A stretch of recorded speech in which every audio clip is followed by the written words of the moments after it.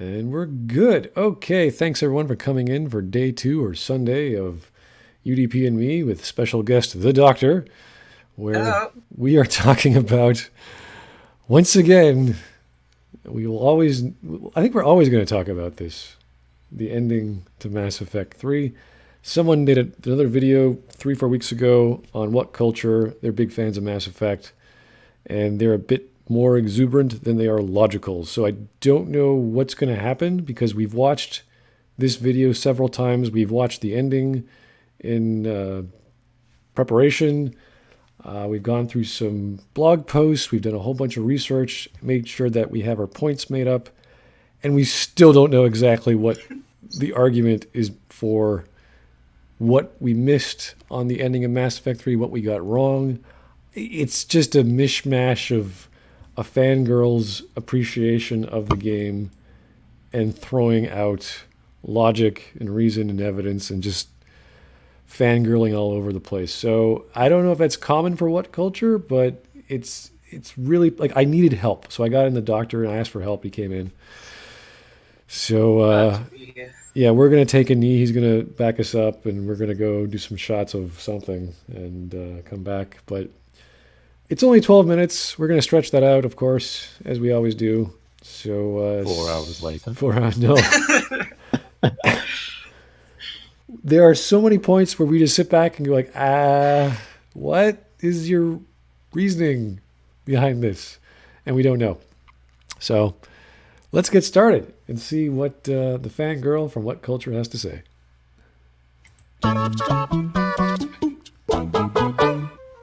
Somebody was going to do this eventually. And yes, that somebody was gonna be me. With a taste in games so ugly, not even Josh would wear it on a shirt.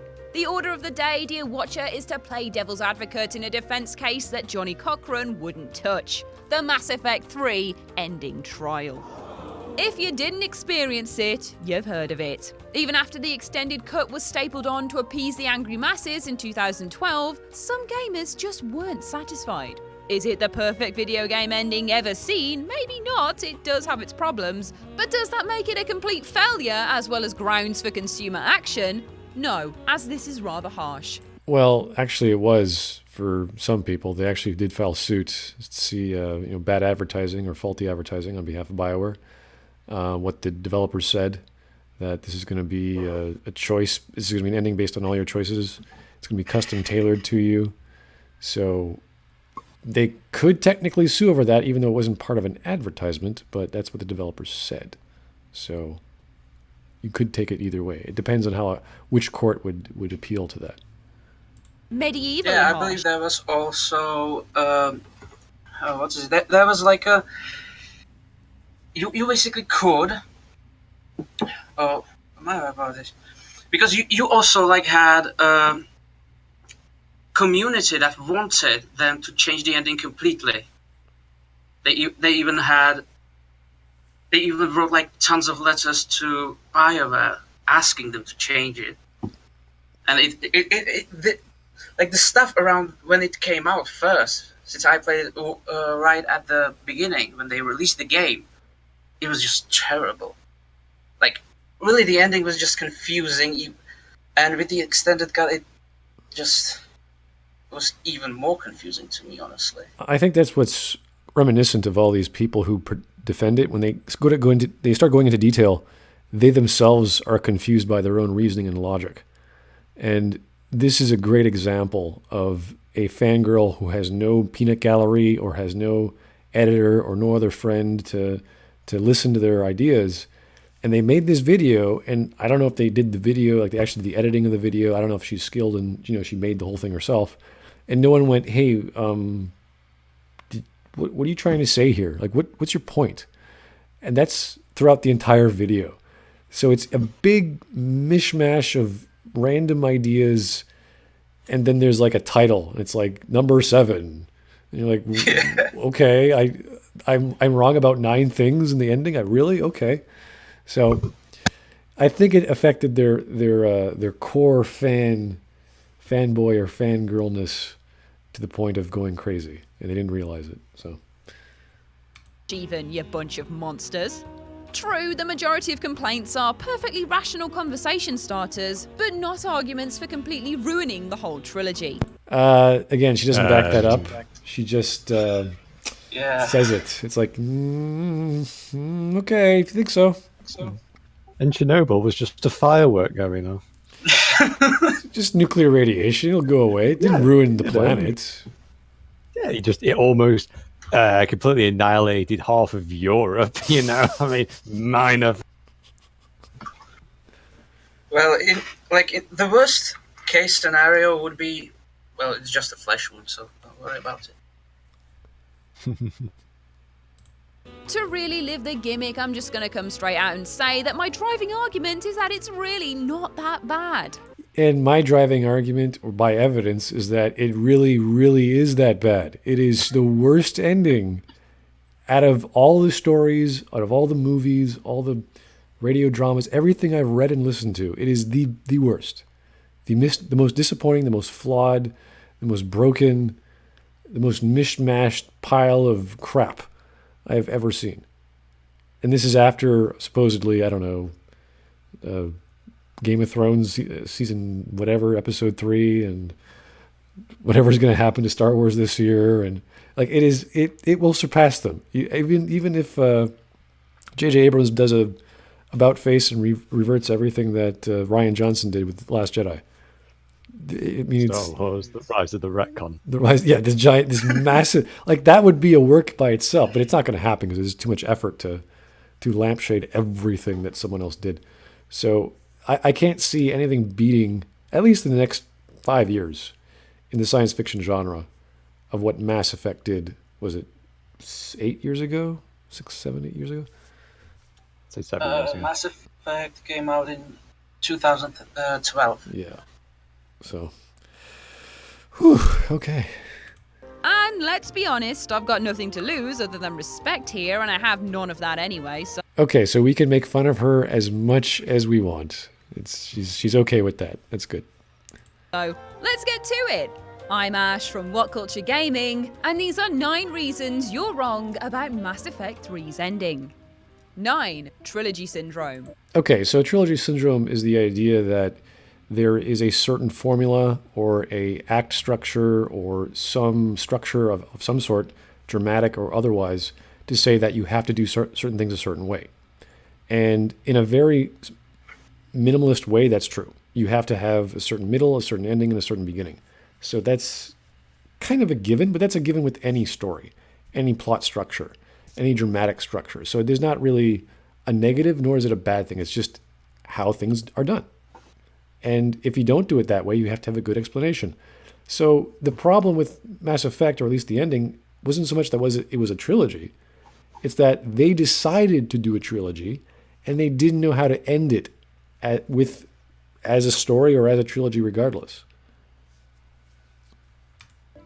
Setting aside the specifics of this particular franchise, there is a bit of a history going against any piece of media tasked with closing out a great trilogy. Just ask the X-Men. We start with the first chapter that raises the bar and generates a huge buzz for things to come, and a number 2 that expands on the predecessor to the point of near perfection.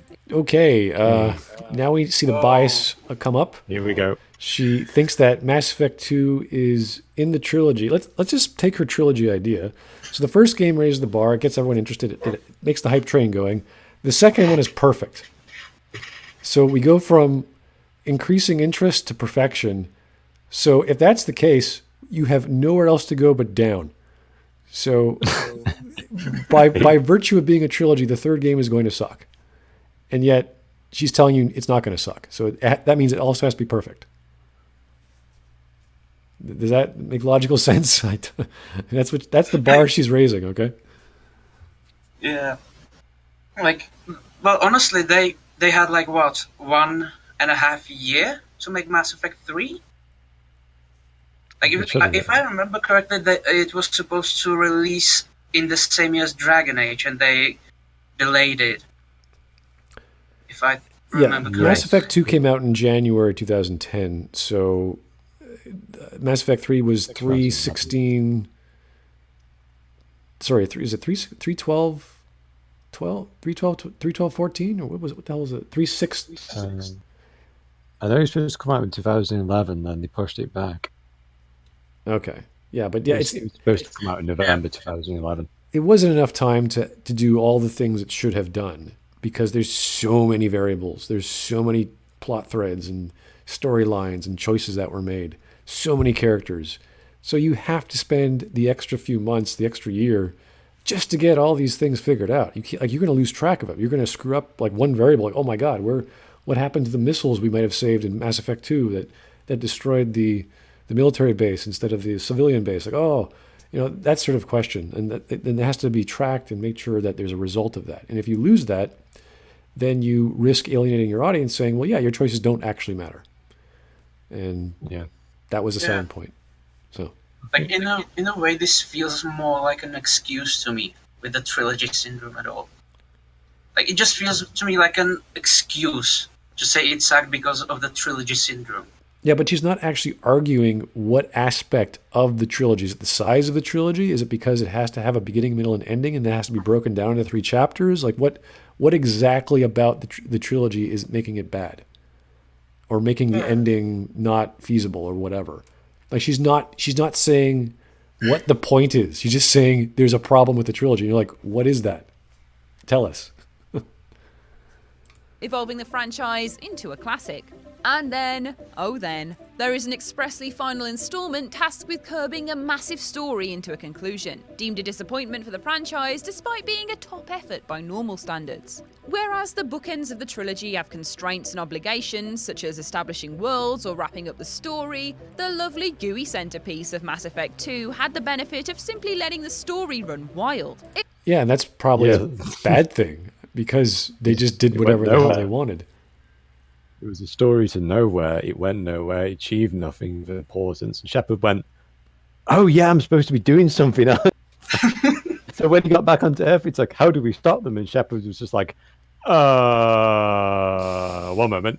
And he just runs out and he's calling Liara, going like, Liara, have you got something, please?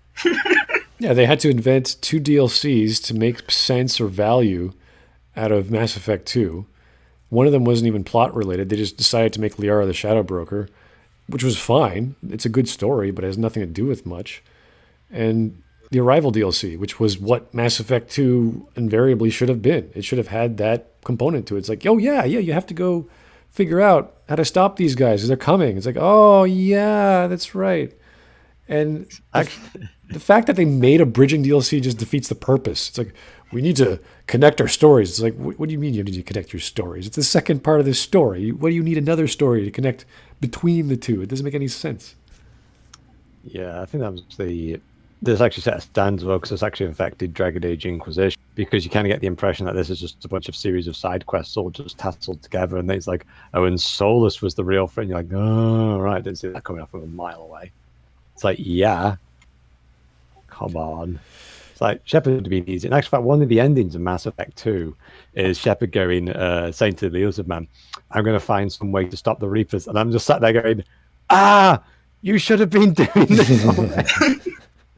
Like, I have a question. Like, did they really need to wrap up the Reaper story? Couldn't they just like wrap up the Shepard story? Well, they combined both. They thought that they had to combine both of them together, and I don't know why, but it's like Shepard should have just broke the cycle. Like, that's it. That was the achievement, and the Reaper should have been a continue, because you have to think about it as, what were they trying to do for the ending? Were they trying to continue the series, continue the universe on? Because if they were, then Mac Walters should have been shot out of a cannon for what he wrote, or him and Casey actually, personally, because this just completely annihilated it, like, massively. Yeah. You're right. They didn't have to actually end the Reaper story or what have you and destroy them and do all these crazy explosions. They did not have to do that. They just had to resolve the conflict of getting everyone together and stopping the Reaper threat, not once and for all, but relative to what they were trying to do, which was to get everyone together and resolve the plot threads and all the character dramas and everything going on with whatever the Crucible was, whatever they want to do. Yeah, resolve that. But to then change the entire galaxy. Like it's overkill. It's trying to use a sledgehammer to kill an amoeba. You're like, what are you doing? Like, why would you need to do that? It's completely unnecessary, but they decided to like try to close the door as hard as possible, and it's just like you didn't have to do it that way. It was a like it would be it would be probably more interesting to look if you had like Mass Effect 4. If like the forces of the Reapers were just like vanguards or just a small part, or the fact that you didn't destroy all the Reapers and Shepard died and you would have to like play for someone else or play as someone else. That would be interesting for me. Or you would have like the Reapers broke into different factions and one of the Reapers, because you like destroyed the core AI that controlled them all. So were they? The question I have also is like, were they? If they were controlled by one AI, if you destroy that one AI, would they all gain independence? Would they be like the Geth at the end of the mission they had with the Quarians? Well, that was part of the retcon from Mass Effect 1, saying that we are each free, independent, free of all weakness. And you're like, okay. And then now they're not. Now they're all controlled by the Star Child. And you're like, oh, okay. Yeah. So it's just weird. So Control.exe engage. It diminishes the initial concept, and it makes them less of a villain, less of a threat. They're just like, oh, they're just a bunch of robots. They're not literally flying cultures of billion-year-old species that came and went. They are just walking, I don't know, mausoleums. I don't know what to call them. Probably, yeah. Yeah, it's kind of weird. I don't know what they are anymore, because the Star Child throws everything out the door. So experience. But unfortunately, it also set up a tone no follow-up could actually match. yeah, again, Mass Effect 2 is so great, therefore it's going to be bad. That's her theory. That's her Trilogy Syndrome problem, is that the middle part is so perfect, the ending is going to suck, because it's like, no, that's not how it works. That's like saying a writer is so good the first two shots, and the third say, yeah, he's just going to suck. He can't figure this out. There's no way he could write an ending to this. It's like, why? He wrote the thing, or a writer or a team of writers wrote the thing. They should be able to get themselves out of it, no problem. But they can't. At least not one tasked with ending the series. Without even getting into the merits of the game, it is worth pointing out that the bias of high expectations probably helped exacerbate the backlash against the Dark Knight Rises of video games. Not really. I mean, it had a lot of hype going for it, but they said they were going to do it. This is what they promised, and they didn't deliver. It's that simple. So they dug their own grave. It's not really hard to figure out. The cost of transparency there, isn't it?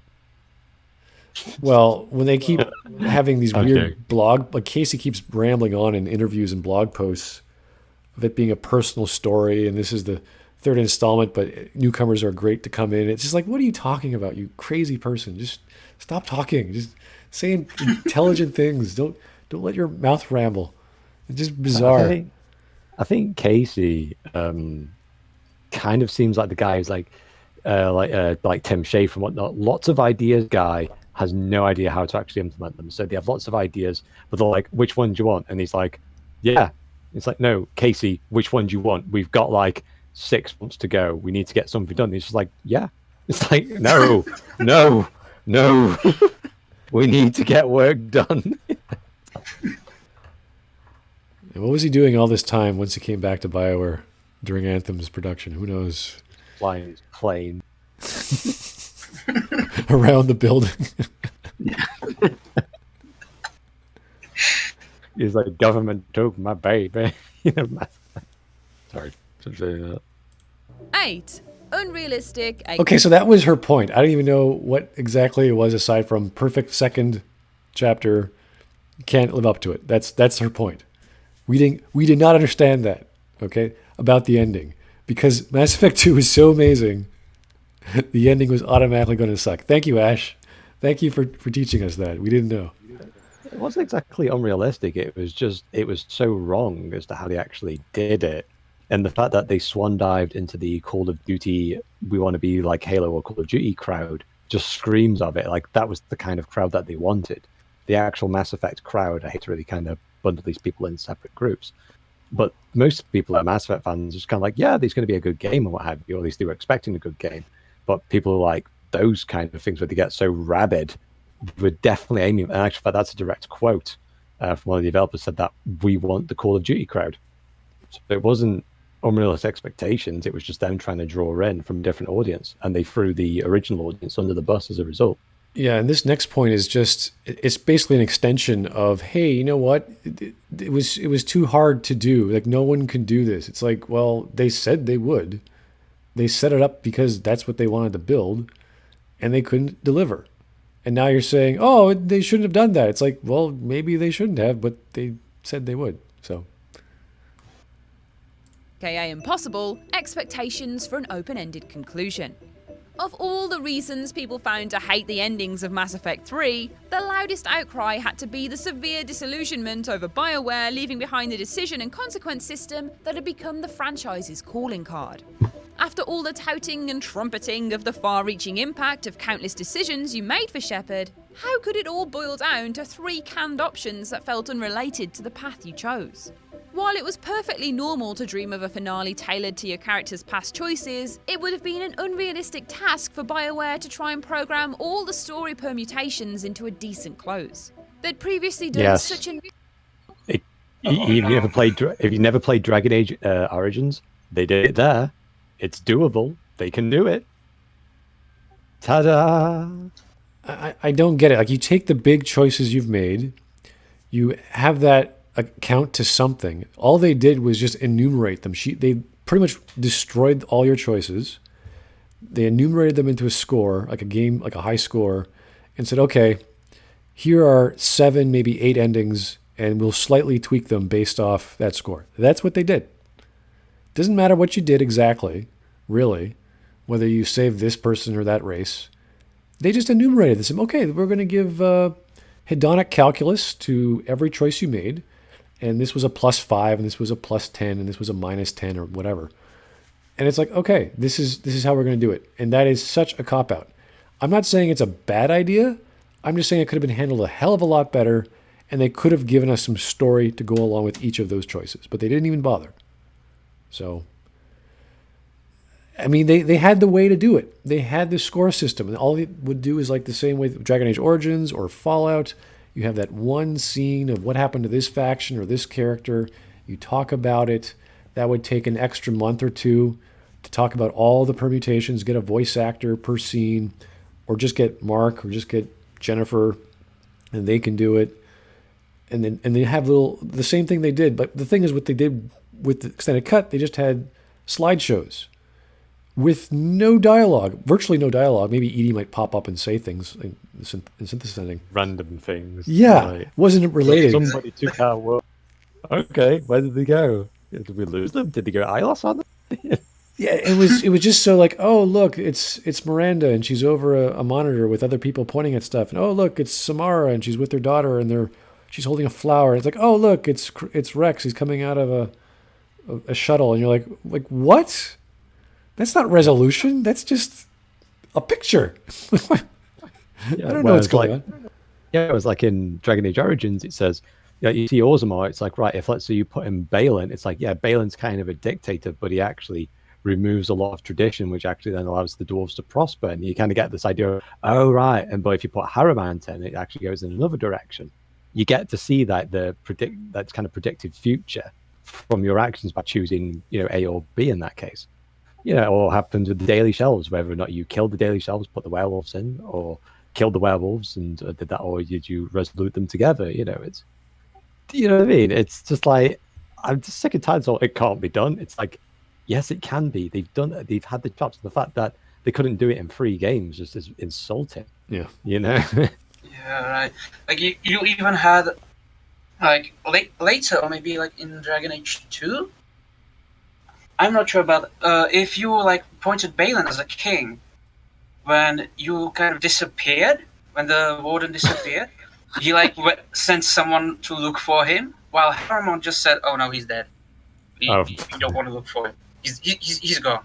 You don't have to look for him. Even if you like got declared as a paragon, when you say to Balin like declare me as a paragon, he still goes looking for you, even though he's basically kind of an asshole.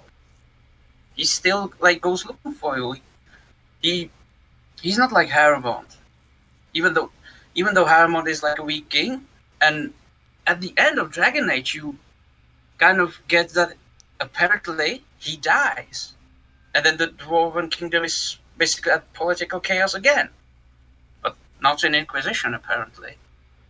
Well, no one gave two hoots about what happened with the dwarves in Inquisition, because considering that we're facing the Darkspawn, one of the original Darkspawn. Do we need any Grey Wardens that can stop? Nah, we don't need that.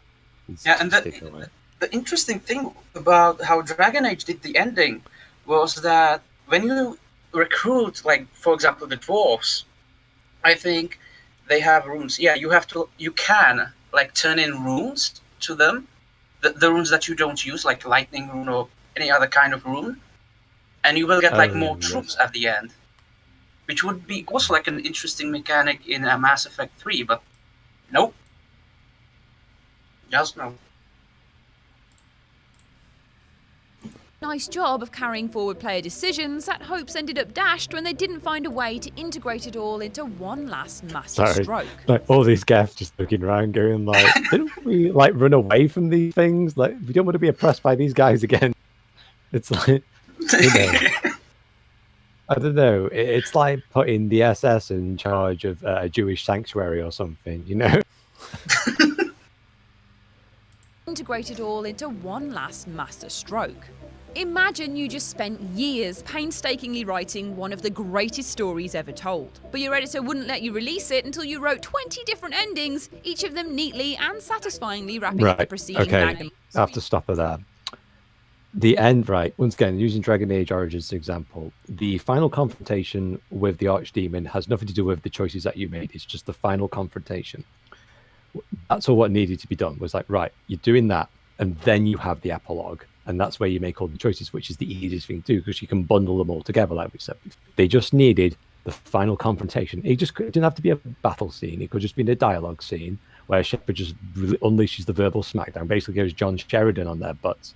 And it's like, right, we don't need you anymore now, or we're going to do this, or something, anything, but that doesn't happen. Yeah, these resolutions to characters and factions and choices you've made may have nothing to do with Starchild and the magical microphone that does stuff. It didn't have anything to do with that, but they decided to jam it all together with magical green, red, blue lights, and it screws everything up, and it blows stuff up, and it's like, oh shit, now you gotta now you created more problems. So are we gonna resolve that? No, we're just gonna let it go. We're all gonna survive, and everyone's gonna be great. It's like, what? How? Like, you do not solve problems by creating more problems. It doesn't make sense. And to say that you can't account for everything that happened in the previous iterations, it's like, don't write those stories. Like, you're expecting all of these choices to mean something, so you have to create iterations of all those instances. And if you don't do it, get a new writer. You know, if you can't write 20, find someone who can write 30, find someone who can write 40. It's not that hard. You have 500 variables, figure out how they connect, and write 2 paragraphs each. That's it. And then see if they sound good, bring them to the producer, get a voice actor, have them say the lines, and get one of your photos that slideshow can make. That's it. You're done. Miranda lived. Great. What'd she do? This happened. Okay, great. Next one. Liara. What'd she do? Okay, great. Keep going. You got all these characters. You got all these factions. Just do it. Not hard. It would be huge. It would take like, I don't know, 40 minutes to watch an ending, but that's what people are waiting for. They want content. They want to see resolution. They want to see the ending of the story.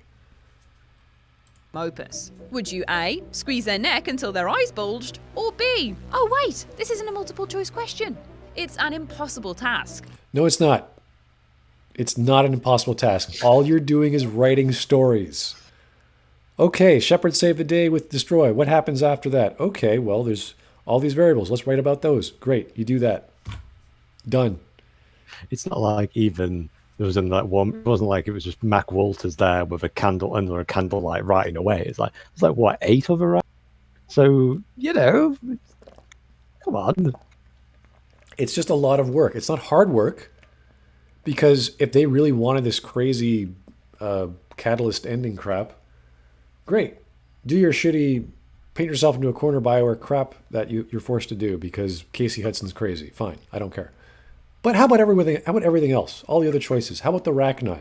What happened to them? What's going on with them? How are we going to resolve this Soylent Green problem now? Is that a thing? Is everyone now green? Does everyone have the sum total knowledge of every organic being in existence ever? How? What does that mean? You have to go into detail. You can't just create bigger problems and then just drop them. That's not resolution. That's creating more problems. You're like, wait, stop. Don't write more, write less. And leads on to the next point. 7. The saga needed a defined ending. Okay, this is one of the... the... just go for a canon ending then? When they just have one ending then? Yeah, she didn't say canon ending. She said defined ending, which is the dumbest... Like, what is a defined ending? What does that even mean? Of course, an ending is defined. Every piece of writing is defined. You're defining your terms and you're creating words and sentences and paragraphs and chapters and characters and plot threads. And like, if the idea was canon, then they didn't do that. There is no actual established ending. But she's saying defined ending. So I don't know what she means. Like, what is this term? Like, we'll hear her speech, but your brain is going to go like, what are you talking about, lady? It just, like, she'll give two examples and they both won't make any sense. I think she means a hard ending, like a true conclusion, but there's no conclusion. There's just confusion. Really, what happened? You say to yourself, what happens to the Rachni? What happens, for example, to Garrus? What happens to Miranda?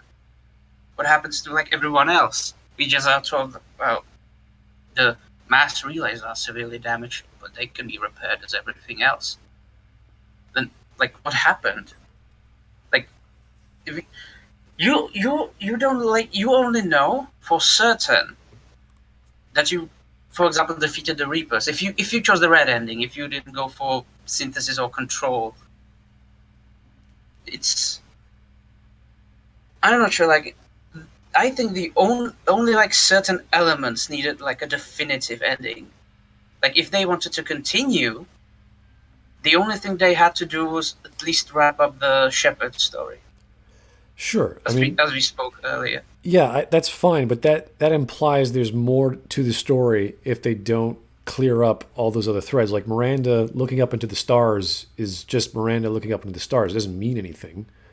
All those other characters just standing around doing their life. It's like, okay, they're doing everything normally, even though they have the sum total knowledge of every living existence in their brains, and they can, I don't know, somehow machine communicate to everything and plants. They could talk to peg legs. They can talk to salad while they're eating it. I don't know what's going on. It's very strange.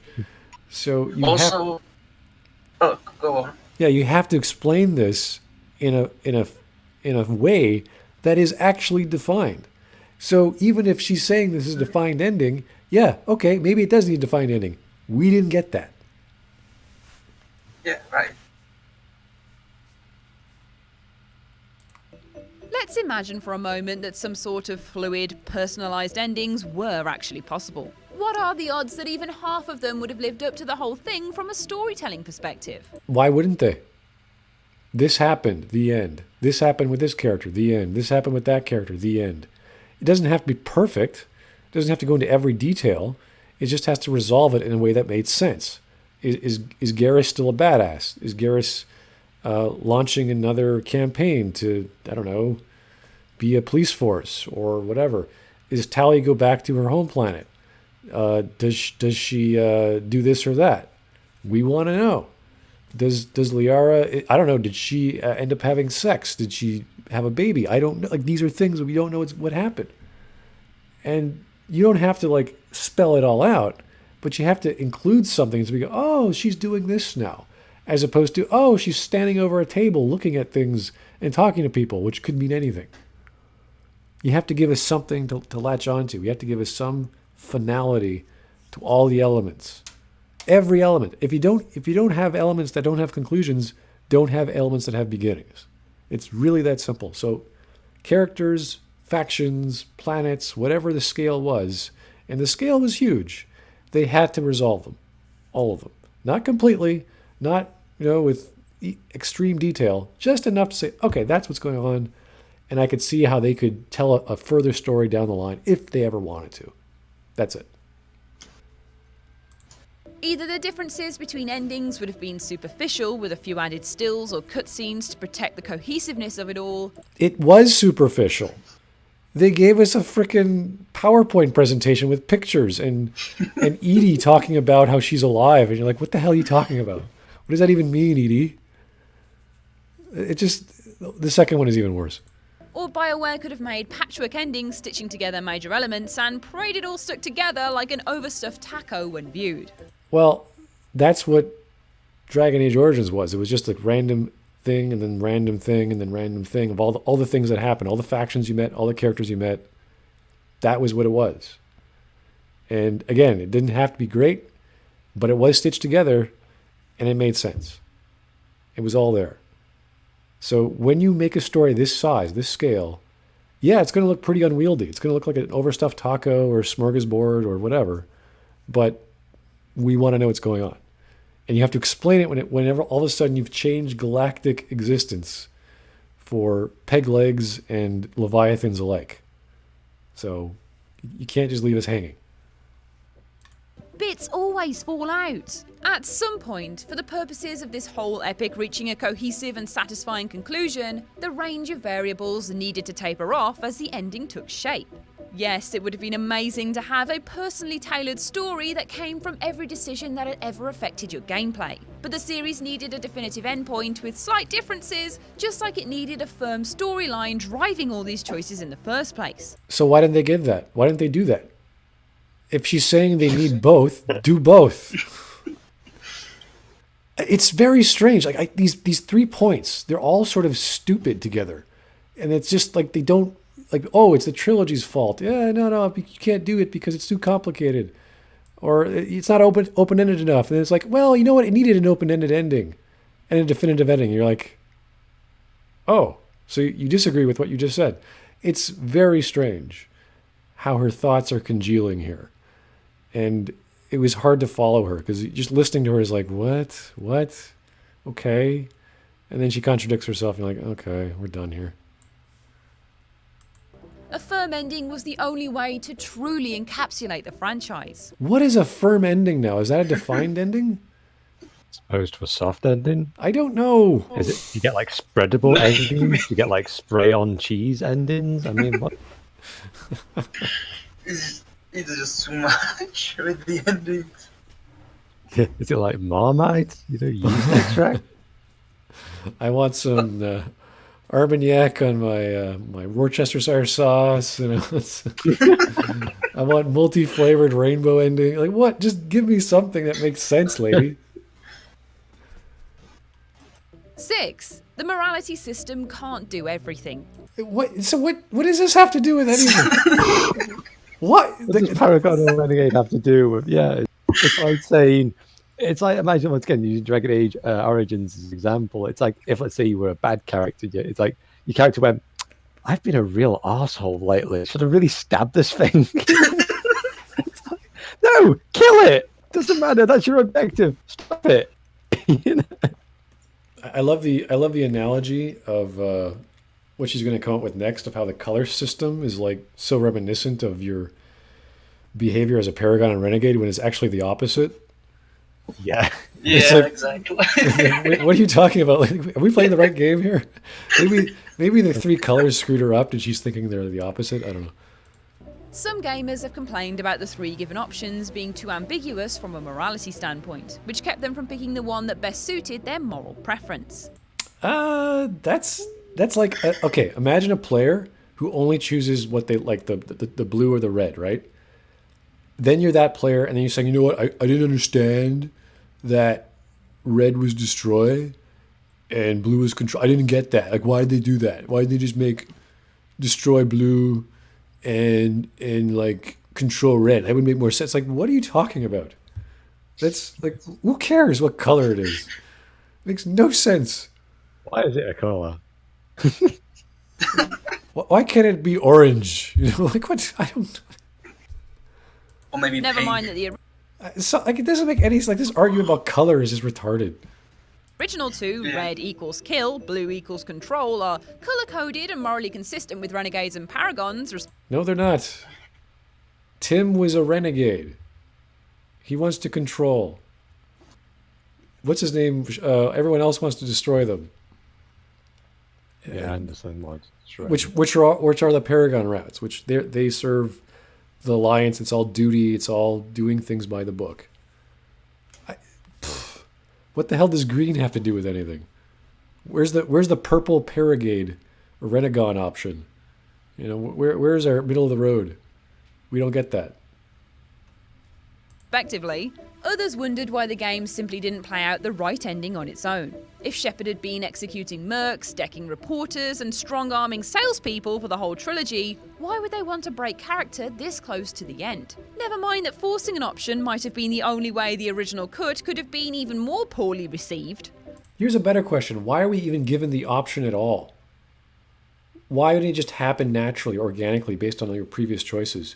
Why is there a Deus Ex Machina device to tell us what to do or give us options? It makes no sense. So instead of addressing the huge elephant in the room, which is the ending, just saying, hey, you know, these choices they're fine. They're just there. Like, why won't you like them? It's like, they're wrong. They make no sense. They come out of nowhere. They're not explained. And this kid subverts everything that came before. All our choices mean nothing. And you just get what explosion color do you like? That's our option. I don't understand how she doesn't grasp this. It's the morality system's fault. Yeah, of course, yeah. That's like arguing your gun has infinite bullets, therefore the game sucks. It's like, what? No. By the end of the game, there really is no more need for the moral ratings to play a role. It's the end of the story, and your Paragon/Renegade status simply wears out its usefulness a few scenes earlier. That doesn't mean the system has been thrown away, it's just hitting the showers after working hard for your game all along. What? The system is irrelevant. What is she talking about? If you've got enough red or blue, the situation can be resolved. It doesn't affect the chase. It's not like you go Renegade, you save the Geth, you go Paragon, you save the Quarians. It's like, no, if you do the blue or red option, you're going to save both if you've got enough points. It's not been working hard. It's just an untied system. Well, it's not. It just hasn't been fully realized, really, because they haven't bothered implementing it correctly. It's lazy. It's too simple. Yeah, it's not as complex as Deus Ex would have been or Alpha Protocol would have been. It's just very, hey, we want anyone who wants to play a Renegade to succeed as a Renegade, and anyone who wants to play as a Paragon to succeed as a Paragon. That's it. That's all they wanted to do. It was very inclusive to whatever choices you wanted to make, provided you didn't, start going middle of the road all the time. It's always been up to you to make your own choices, and the end is no different. 5. It's not just one ending tweaked 3 times. It literally is one ending. Yeah. Oh my god. Tweaked 3 times. And you can count them. There's about 8, and the tweaking is all about your EMS. So if you have a higher EMS, you have more options. You have low EMS, you have one option. That's it. I guess when you talk about in terms of the effects upon the galaxy, I guess, but from a visual from a content standpoint, it is just literally one, and someone just went Control V, Control C, Control V, V, V, V, V, V, V. Then just went palette swap a bit. Palette swap, blow up the relays slightly differently, and then you play the credits with all the PowerPoint presentations that has nothing to do with what you did. Oh, that reminds me of when we saw the relays in the original ending exploding, and the BioWare was like, "Oh, we didn't want the mass release to actually explode. It's like, why did you make them explode? You didn't have to. We're only going to make them partially explode in the extended cut. It's like, thanks. That really solves the problem of how we fix them, right? Yeah, of course. And even if you look into the detail, with the extended cut, only like the rings get destroyed.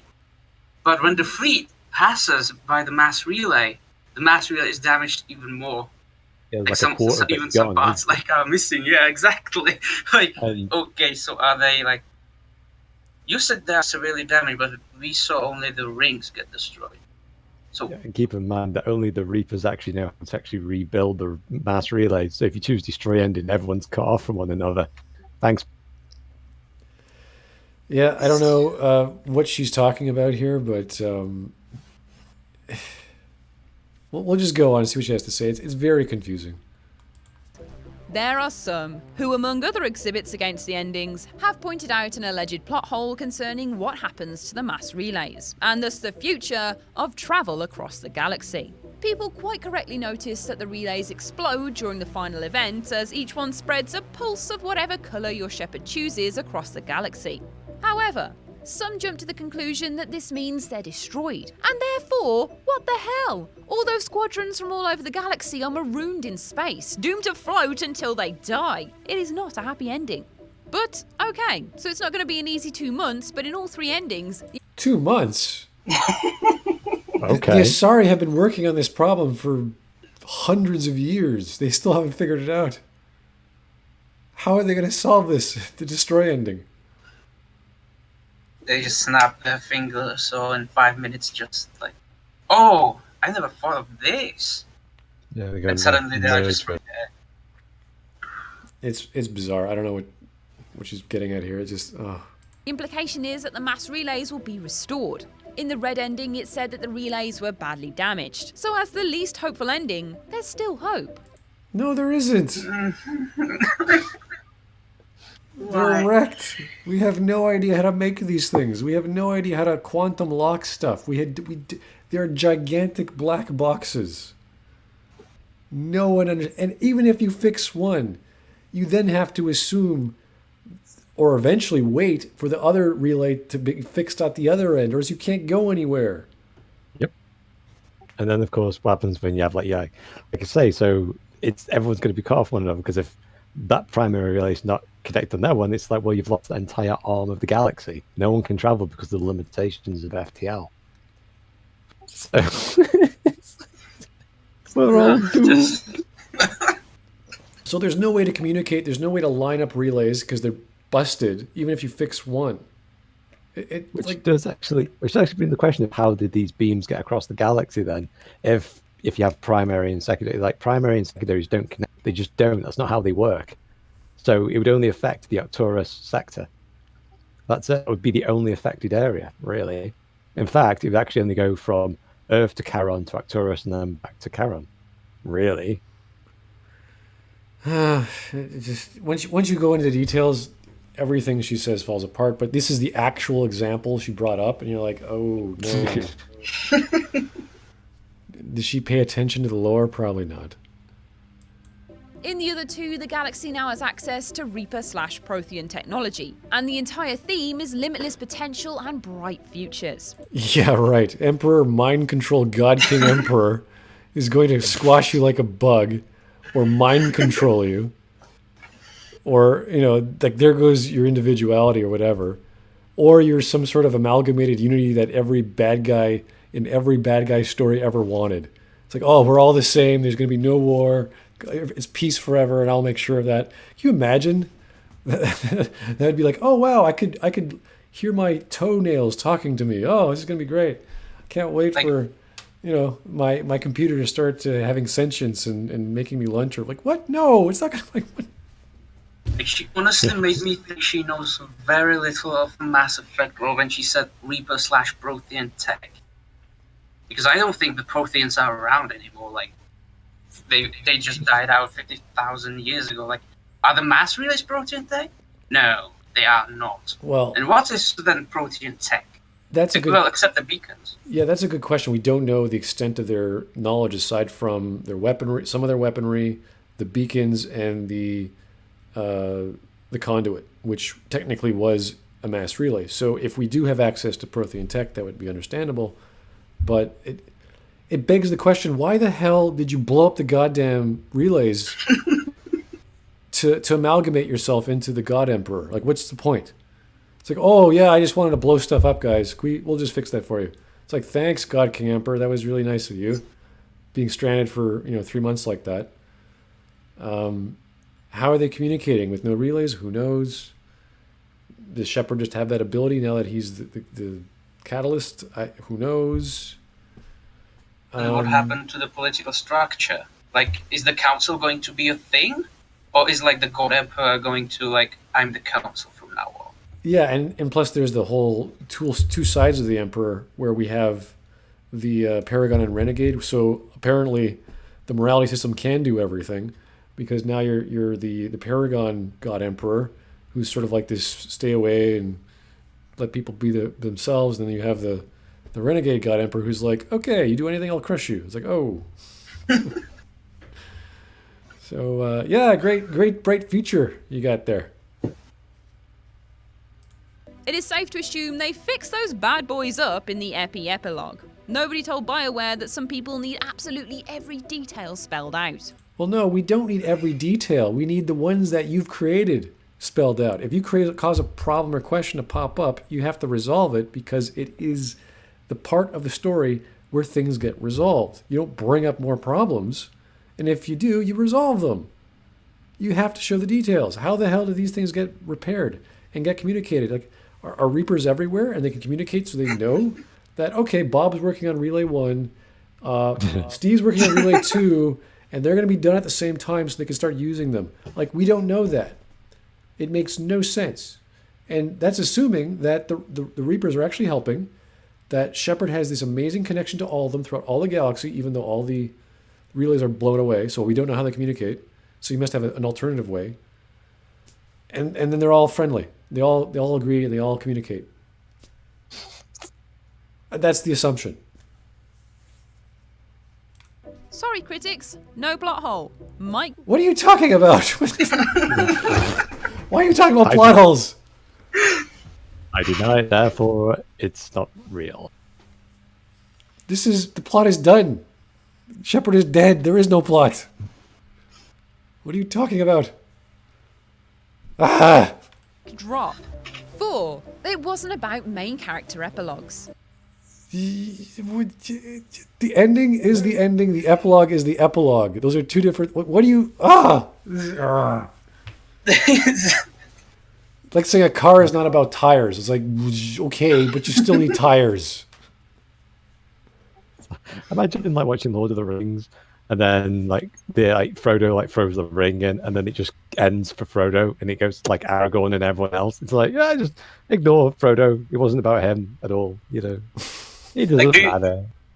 Do you remember when they charged? Oh, what was it? The battle where you had Gandalf and he charged with the cavalry. Could you just imagine them just getting off their horse and say, "We don't need horses."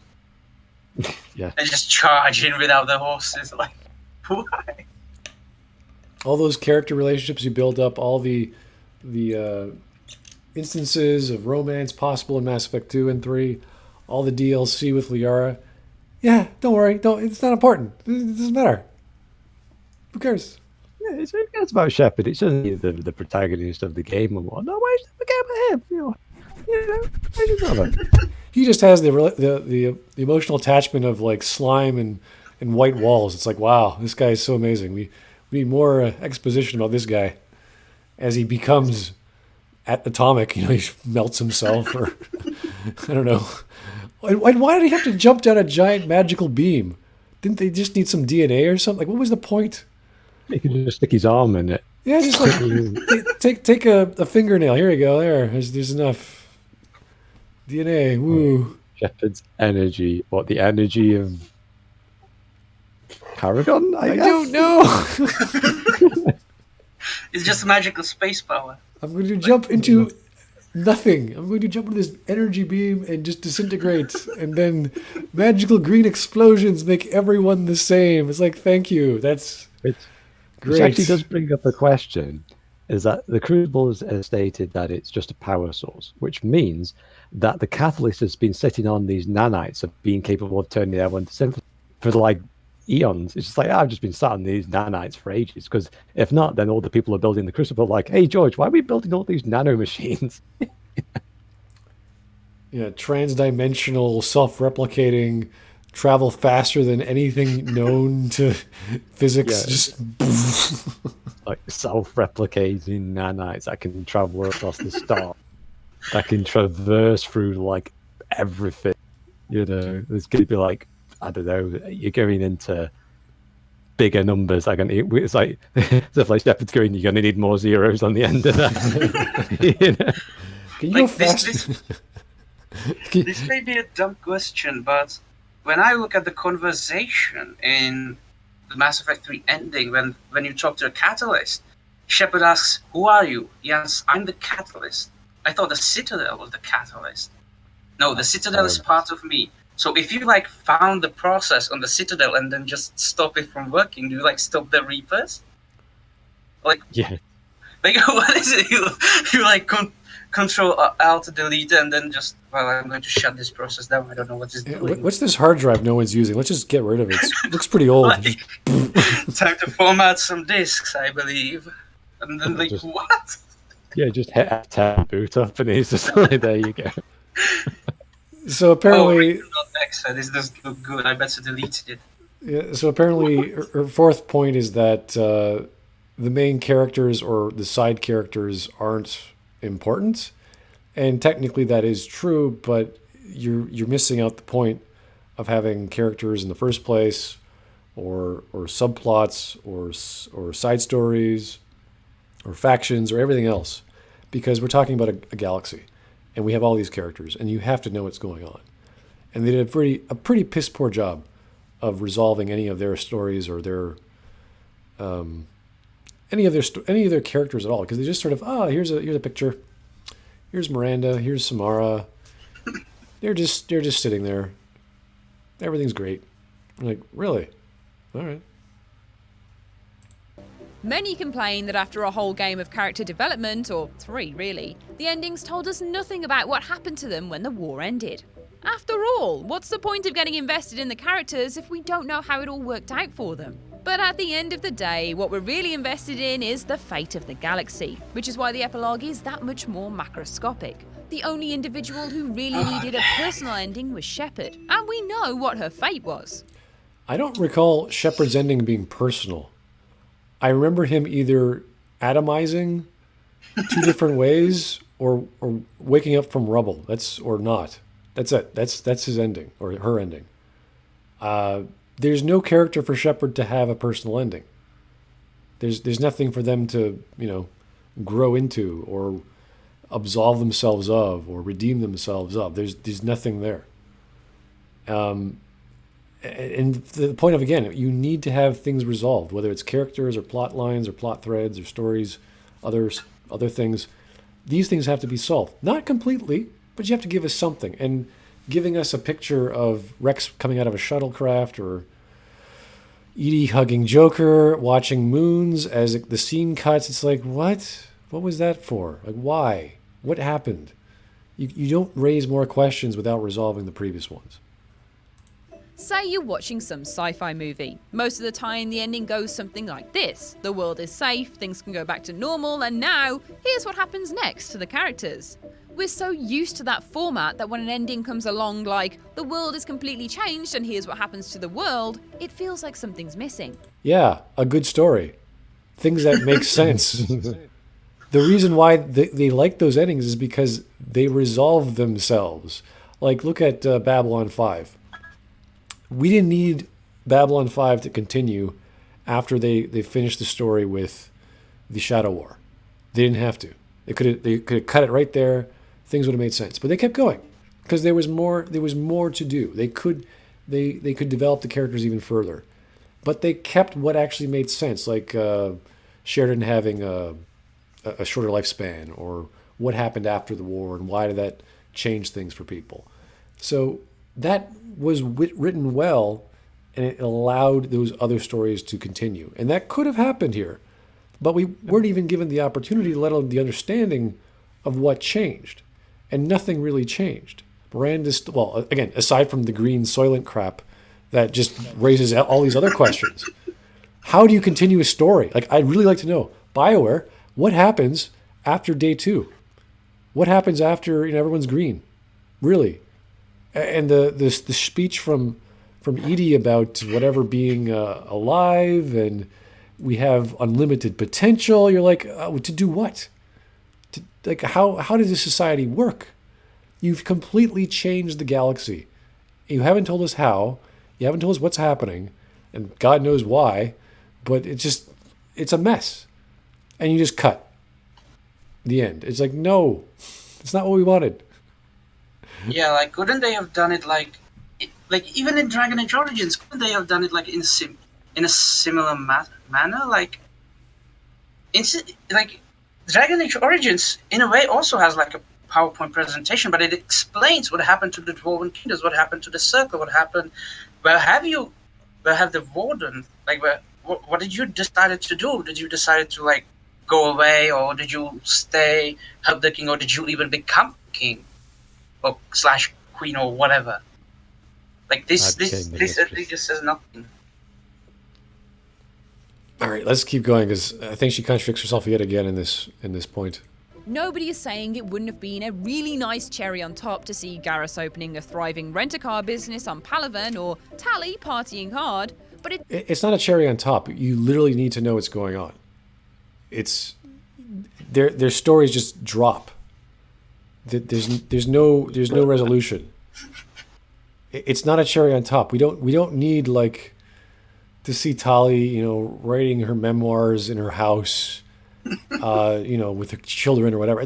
We don't need all that, but we need something.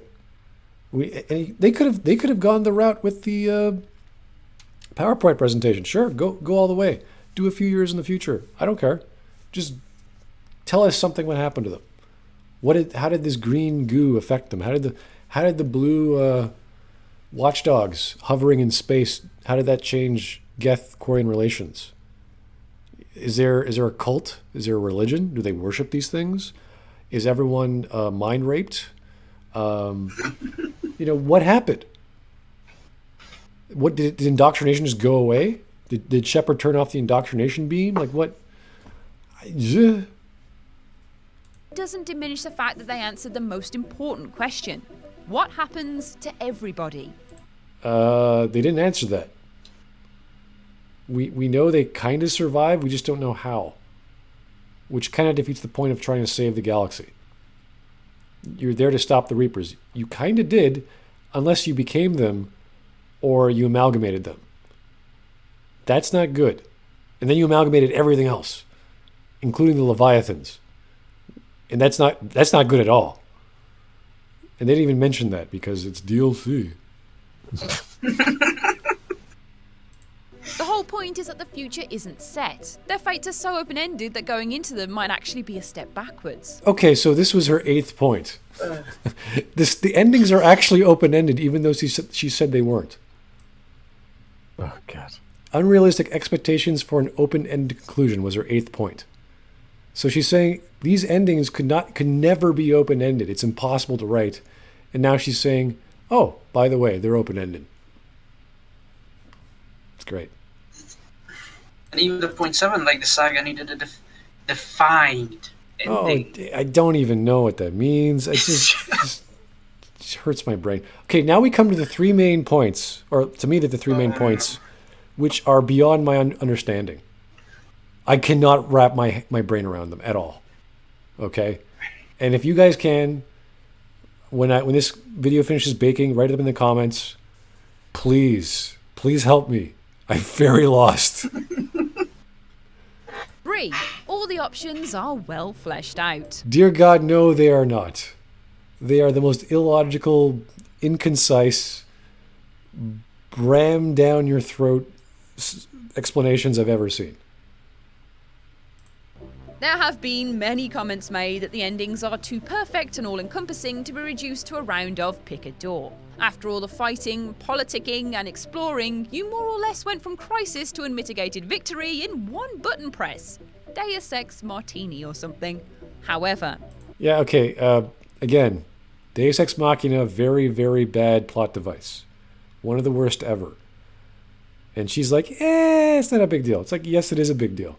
You have a Deus Ex Machina device to explain a Deus Ex Machina device, and then you had a DLC to include another, even bigger Deus Ex Machina device.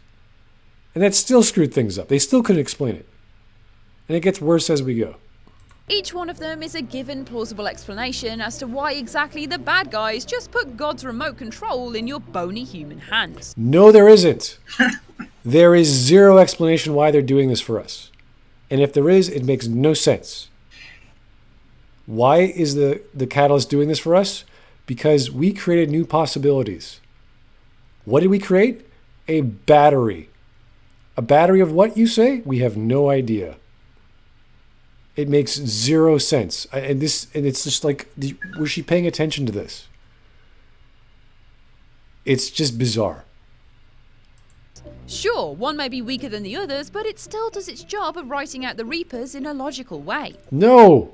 The terms logic and Mass Effect 3 ending do not coincide. There is no way you could put logic in this ending and have it make sense. There's just no way. There's so many logical problems with this. The origin of the Reapers, their nature, their motives. What was this kid doing the entire time? Look at this frickin' 5-tiered or 5 flower-shaped citadel. Everyone's dead on it because everyone got flown off into space. Why didn't they lock down the citadel when they came in the first time? Why are they giving Shepard any options? Why are these options existing? Why couldn't they think of the Crucible during all this time, even though they knew of its existence? But they didn't bother to think of it, even though it now suddenly changed their minds. This makes no sense. And it's just a power source. Of something.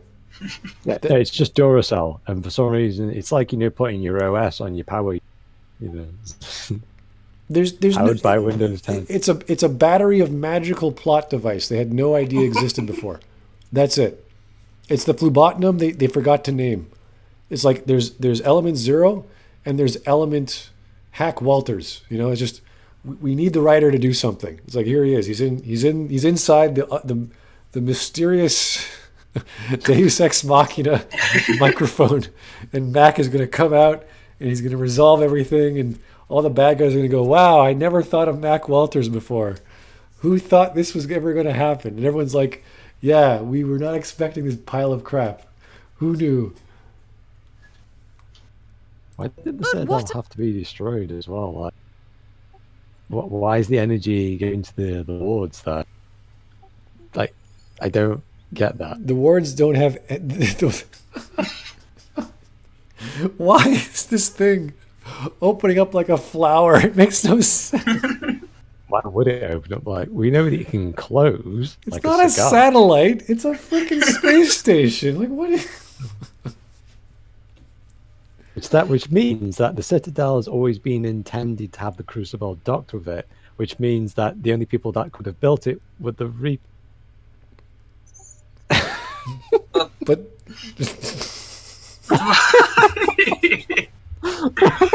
have I just stumbled upon a huge plot hole? It's right, isn't it? Like, if that... Yeah, right. like what happened to the people also on the station? They're all dead. Mac Walters confirmed that. They're all dead. Yeah, but how did they die? It was just like the Reapers came in and just then snapped. Everyone just died on the Citadel. They spaced them. No, the Reaper's basically harvestable. It was all off screen. It's like the most hack thing you could probably do. All that time. All the non-humans they just spaced them, and then they went, we don't need anything else. So they just opened up all the arms, and the centrifugal force just thrust them into space. So they're just launching them all these millions of lives. It just reminded me that there's I will admit, it's a bad movie, but it's a good bad movie. It's called Sky. it's like, the idea of basically the aliens literally just hoovering up people. It's like, why didn't the Reapers just have big giant hoovers? And they just gobble people up. Like flipping, what was that thing from Transformers? Is it It's not Galactic. Galvatron, is it? No. I'm trying to think of the big planet thing that consumes. Omicron, was it? I forgot what it's called. Someone in the chat will probably know it. Because I'm not a Transformers buff, but I'm thinking something like Galactus, something that just absorbs planets. Just runs around like a giant dustbuster of space. Well, that's what's next for the MCU, which is Galactus. So he's gonna be the next big threat. So look out there, Spider-Man. You gotta face off the Planet Eater. Ooh.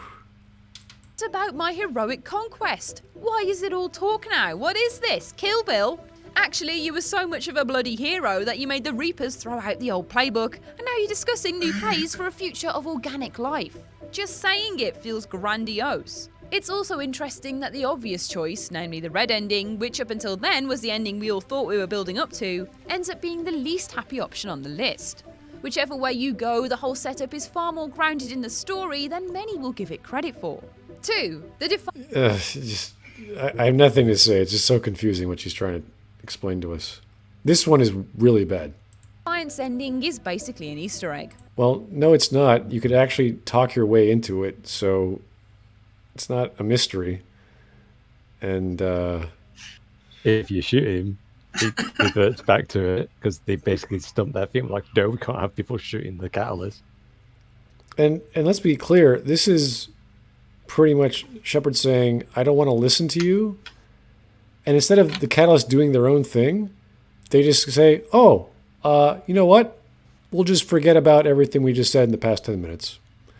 All of this amazing magical battery and wanting to unite every living organism with every machine.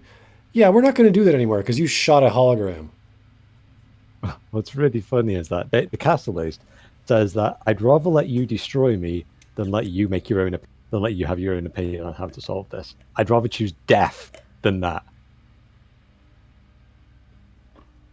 The catalyst is some weird kind of like Shepard fanboy, and that he wants Shepard to like kill him or do something with him or take over his job and kill him. It's just like, what are you doing? Like, why would you want that?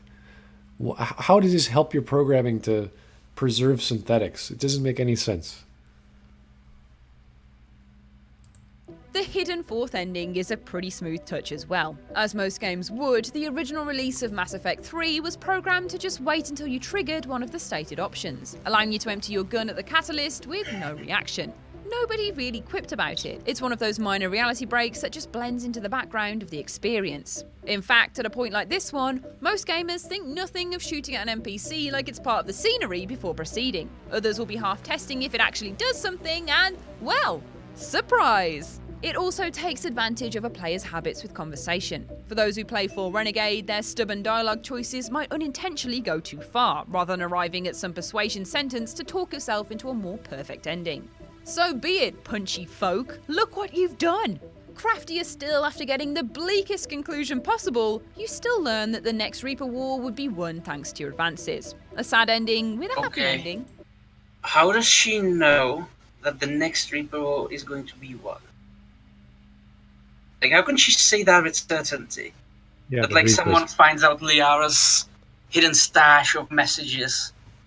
It's like, you'd think that the Reapers would be more better prepared now, because it's like, right, okay, we need to find Ilos, so the back doors will close up, we need to have complete control over the Citadel again.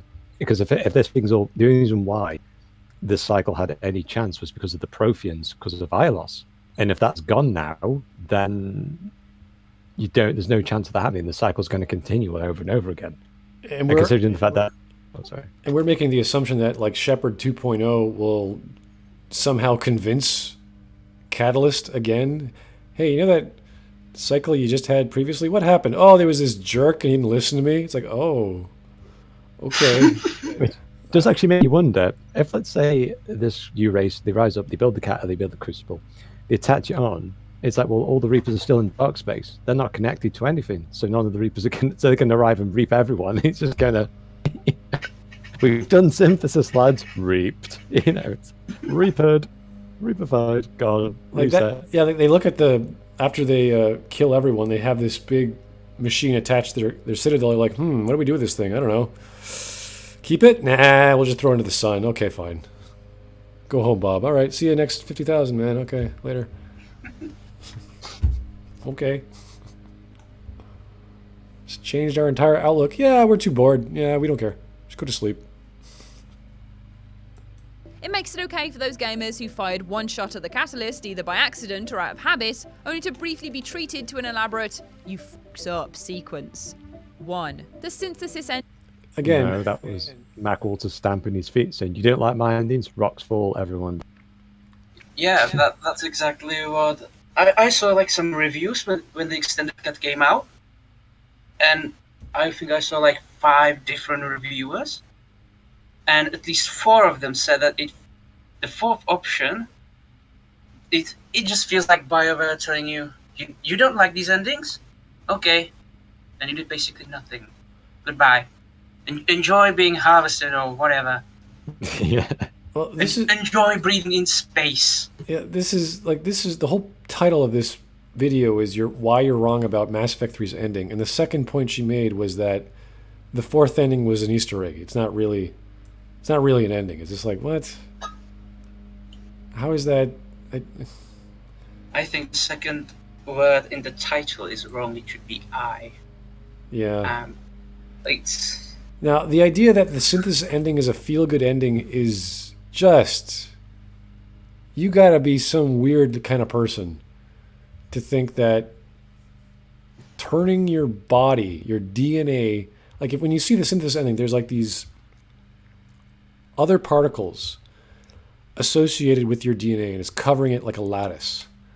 And you're like, what is that? Why is that? How would that, like, if you don't anything about molecular biology, or at least the way how DNA is transcribes and translates with RNA synthase, and like that would really screw up the whole process of cell division to the point where your cells would no longer divide. You wouldn't be able to breathe. You wouldn't be able to do anything because you need to keep replicating. You have to keep making energy and ATP and all sorts of other chemicals in the cell, based on your tissue, of course, everything's different, for things to operate. So you see these weird other lattices hooking themselves up to your DNA. You're like, wait, whoa, that's going to break a few rules, and either everyone's now not going through any kind of cellular mitosis, and I don't know what that means. It means I think it means you're dead, or you're a statue, because you're not generating ATP anymore. Or there's something else going on. The Turians also have like a different kind of DNA, right? Yeah, that's true. In the lore. What that means, what that means is that the shape of or rather the angle of the molecule is flipped. So it's the same molecule, it's just looking the different direction. So that's it. It's not a big deal.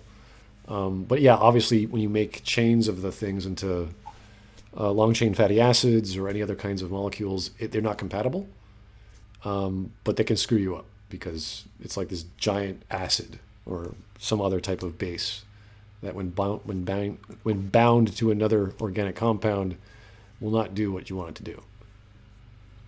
But it's just like to say synthesis ending is good is insane. It just, if you don't know anything about science, even a little bit, if you don't know the scope of what this means, how you've drastically changed every culture, and we'll get into details later. I just want to say, just say this sentence by itself means you are dumb, or you never went to chemistry, you never went to biology, you never did physics.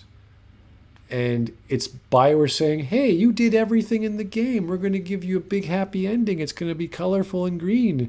And we're all going to be happy Canadians. We're all going to be inclusive. We're all going to get along. We're going to apologize. We're going to talk to our plants. We're not going to eat meats, but we're going to eat ourselves because we are ourselves. Ha ha.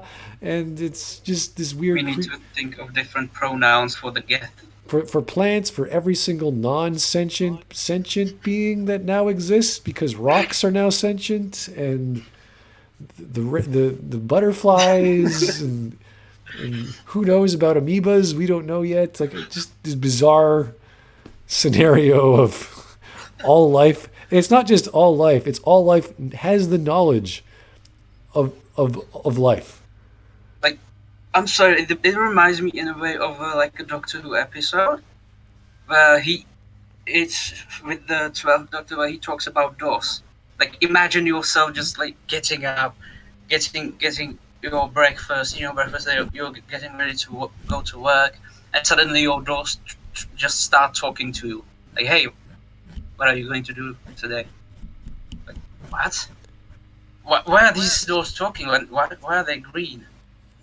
What's going on? It opens up a can of worms we've never seen before in science fiction. Like, I've never encountered a scenario in a book where, unless we're talking about fantasy, like Alice in Wonderland, where you have like teacups talking to you and all sorts of weird shit going on. Like, this is what we're doing now. This is what they've created, and this is happy, good feeling. This is terrifying. Everything you've known and loved is different now. You could telepathically talk to your dog, or whatever. We don't know the scope of this. The tree's like, oh, finally, we've been wanting to talk about this for centuries. Finally, you've done it. Ending is ridiculously feel-good.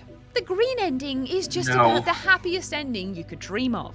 Seriously, who could have thought that at the beginning of Mass Effect 2 that it... Yeah, I love getting atomized. Yay! It makes so much sense. Yay! Look at this. This is the adenosine ATGC of a DNA molecule, and there's these tinier little atoms or subatomic particles covering that atom. And I don't go into details of all the elements here, or the compounds, but it's just like, what is going on? What does this stuff do? It would all end on such a wildly optimistic note. The war's over, and not only are the bad guys and what those things are actually on the strands themselves, because I always think of when you think of nanomachines, I usually think of something the size of a cell, which is pretty small. But this is getting, if the Reapers had this capacity, then they could just manipulate into anything. Which means that they could have turned the Protheans into anything, and they wouldn't need all that cybernetic augmentation to compensate. It's just ridiculous. Their ability to do this is crazy, but this is obviously not a molecular scale of a DNA molecule. It's just not. It's a facsimile. Because if you actually look at ATGC in their state when they're unwounded, they look a lot. They're not just one, a ball and a stick. They have, that doesn't make sense. So it's a artist version of trying to explain that our cellular makeup, our DNA, is being modified somehow, not literally being changed, maybe augmented, like putting adamantium over our bones, that sort of idea. But that doesn't really apply to DNA, because DNA in a cell nucleus is constantly dividing and splitting off into new cells, and all mitosis is happening. So, like, you'd have to talk about prophase and anaphase and metaphase and telophase, like all the stages of cell division, and like, what does that mean? How does that work? There's no way they're going to do that. There's no way they're going to get into detail. So they have to show a really quick 3D version of that, and we all know what the general the double helix look of the DNA molecule looks like. So it's like, oh, all right, yeah, they're doing something to DNA. We don't know. Whatever, just keep on. It's like, if everyone's got synthetic components, does that mean that is everyone immortal now? Does that mean that the species is going to stack? How does reproduction work? Are we going to reproduce? Like, everybody talk about, it's just feel good ending. I find this to be incredibly horrifying. that everything's just completely. This is not good. Yeah, there will probably be mass suicides. Well, like, what about all the husks, the brutes, and all the other monstrosities that have been roaming around? Like, hey, George, Steve, and Bill, and Fit. You're actually an amalgamation of like 17 people all together, because I know those sounds in Pretoria, a huge mashup of husks. Yeah, they are horror stories, and we fought a whole bunch of disgusting amalgamated Frankenstein monsters, and now they're sentient. Now, not only are they sentient, but again, they have the combined knowledge of every living thing in them. Oh God, it's not even possible. And- It's like and- yeah. we don't even understand ourselves. Imagine How if can you an had. AI? And how did they get that? How did the Reapers even get this? And if they did, why the hell do they care? Why would they care about next 50,000 years? Oh, yeah, there's some new organism, and they're like versions of DNA strand 567. Reminds me of 2 billion years ago, and we created these guys. Oh, yeah, I know them, yeah. So you want to harvest them? No, they're dumb. Okay, great. Like, why would they care? Why? If they have this kind of control. But you know who does care?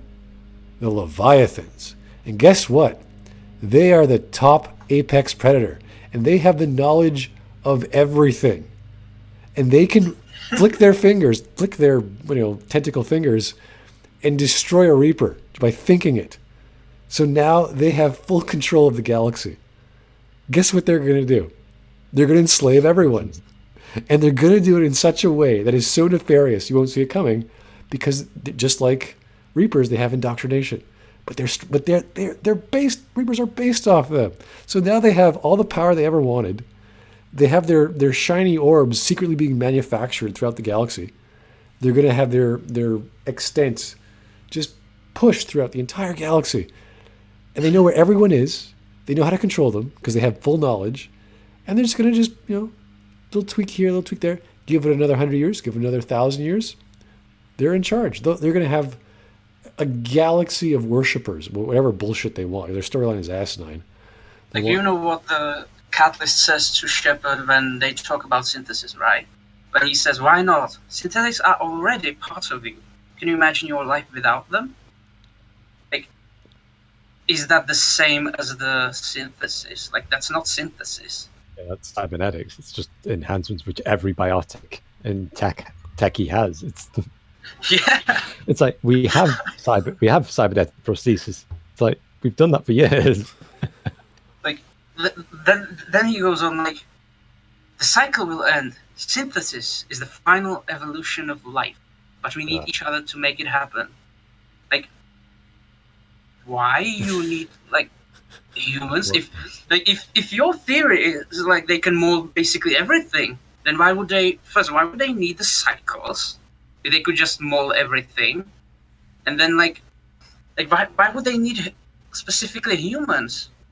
Like, they could basically create life on their own.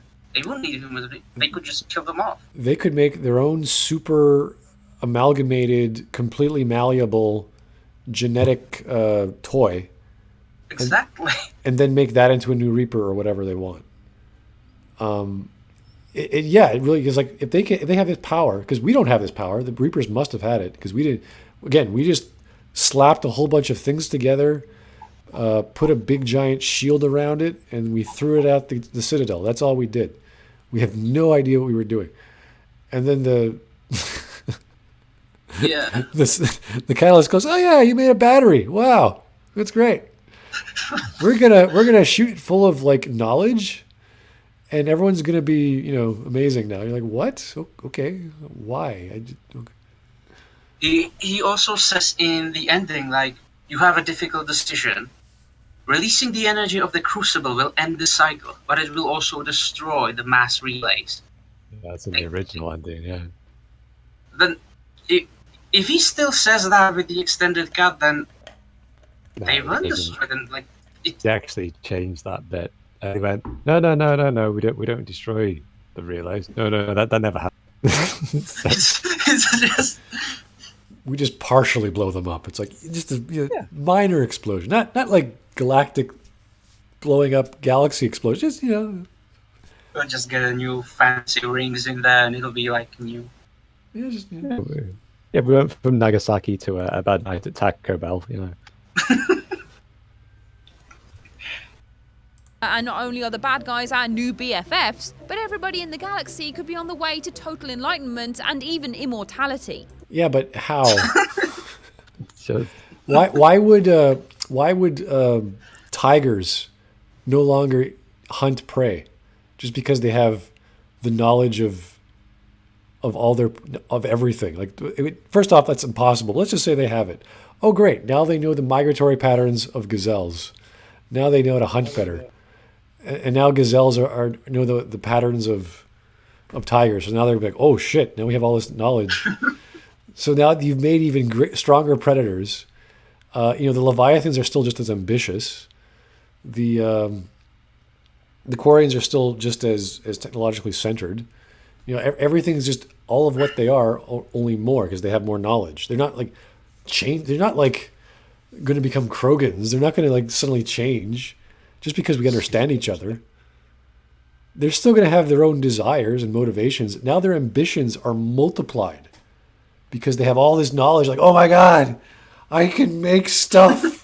I can make my own planet. It's like, holy shit, you're right. We can do that. You know how crazy that's going to be?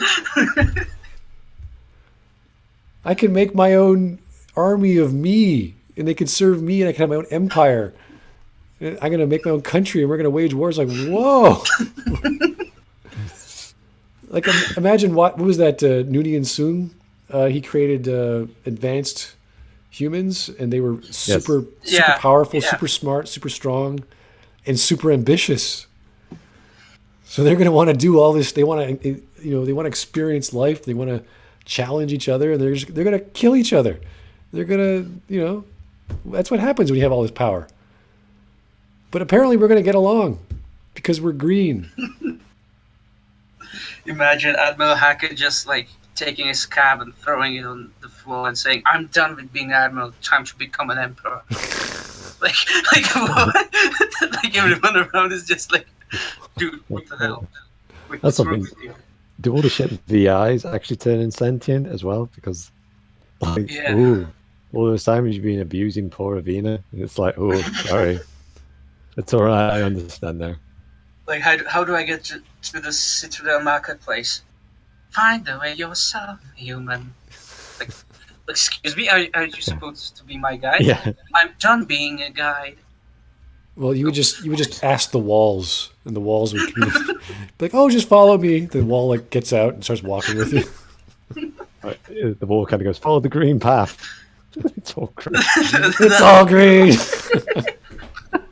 That reminded me of the start of, I think it was the first Star Trek TNG episode where you have Riker where she asks the computer, how do I get to the holodeck where Commander Data is? Just follow the lightings. Okay. And like they just yeah, the XO of the ship doesn't know the layout of the ship. That's brilliant, isn't it? He didn't study, he didn't do any kind of orientation before doing this. I agree, as you said before, like, imagine the husk, or, for example, a Banshee, the indoctrinated Asari, or the changed Asari, being your neighbor. Like, hello there, John. Yeah. What? Or, what? I'm not sure how he's named, but he's the Turian behemoth. Not the small troopers, the big one. Yeah, the hulky one. They're actually an amalgamation of Krogan and Turian. So that's even worse. Yeah. Like, what? They just become your neighbors. Like you go to a shop and you just, hey, how do you do? Well, actually, in Mass Effect 2, there's a husk called the Abomination, which basically explains is that you don't want to be near on that guy. Hi, Jim. How are you? Boom. Like, honestly, the catalyst also reminds me of Red Skull from Infinity War. If you know what I mean. I guide others to treasure I cannot possess. Like, why? You control the Reapers, then can't you just stop them if I'm here? No, you have to use the catalyst. But why? Yeah, it's like, I'm the catalyst. I control the Reaper. Okay, stop.exe. Please. Like, you changed us. How did I change you? Like, she also said that the shepherd or the player in Shepherd's body basically made the Reapers to throw out the book. Oh, sorry, I have it right here. To throw out the old playbook. Like, why?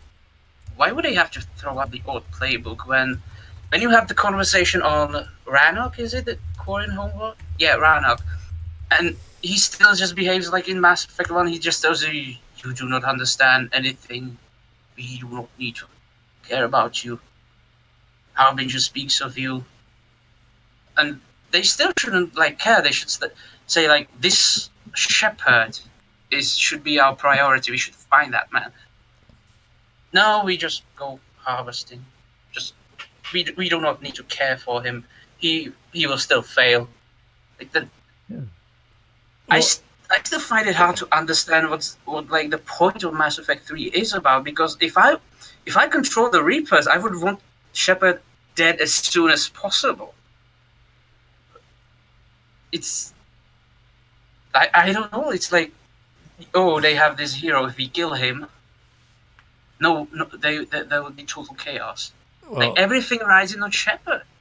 Yeah, I mean, if you listen to the synthesis ending with Edie and the stuff she says, like to recover the greatness that we lost and then surpass it, we're going to reclaim our worlds and the stars.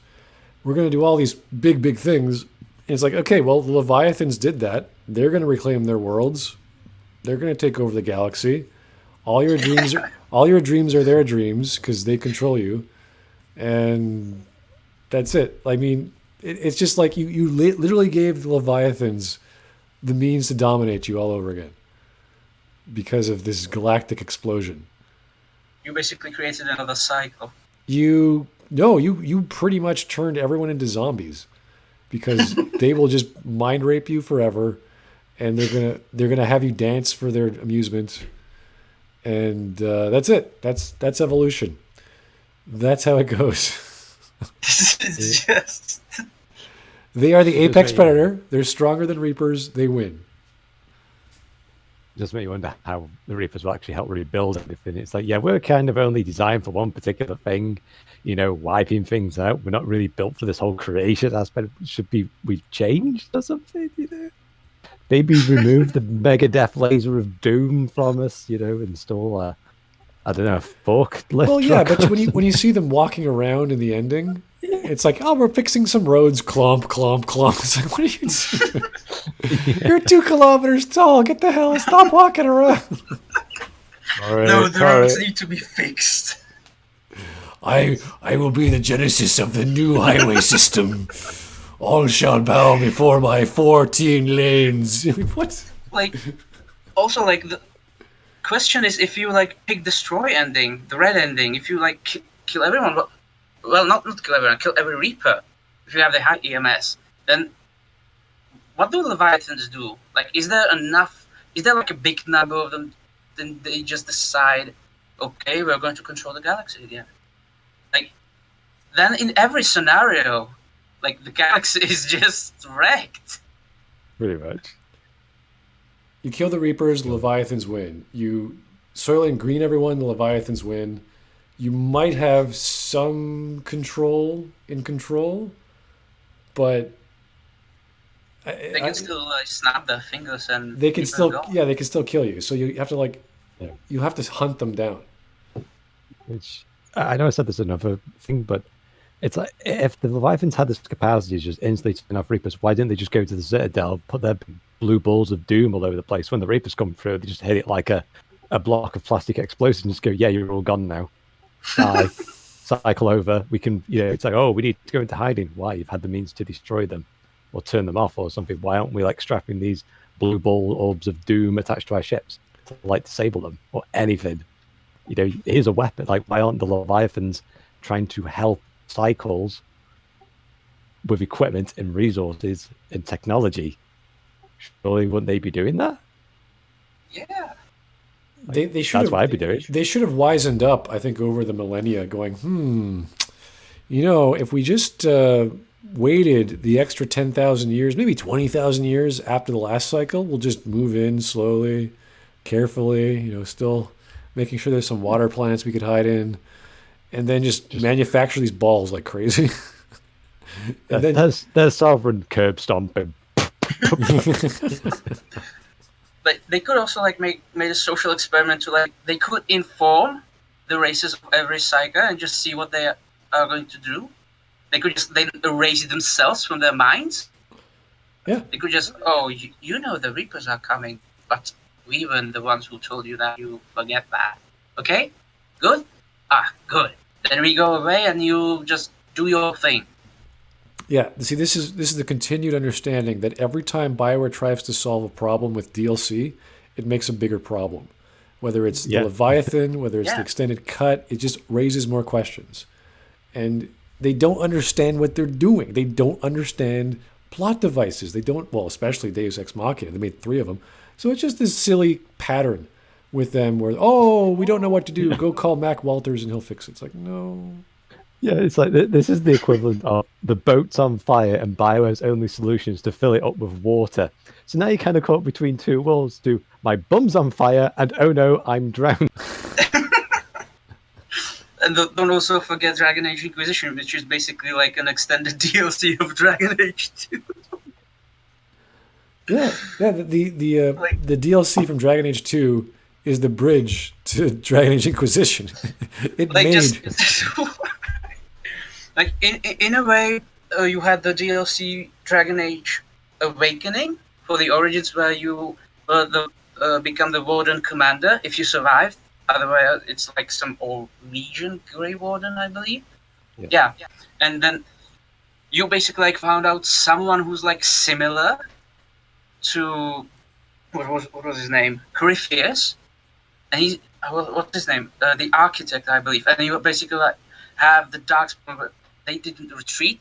They become some sort of gangs trying to kill each other. And you can decide to help the Architect or not. Or ally himself with him or not.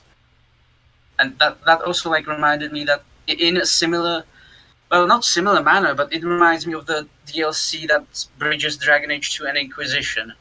They basically took some elements of Awakening and put them in the DLC of Dragon Age 2. I don't remember the name of it. I think the one where the Unleashed Corypheus, was it? Yeah. Oh, Legacy. Yeah, Legacy. It seems really similar to me. You have this Darkspawn who can talk and who can order other smaller Darkspawn around, and who has the control.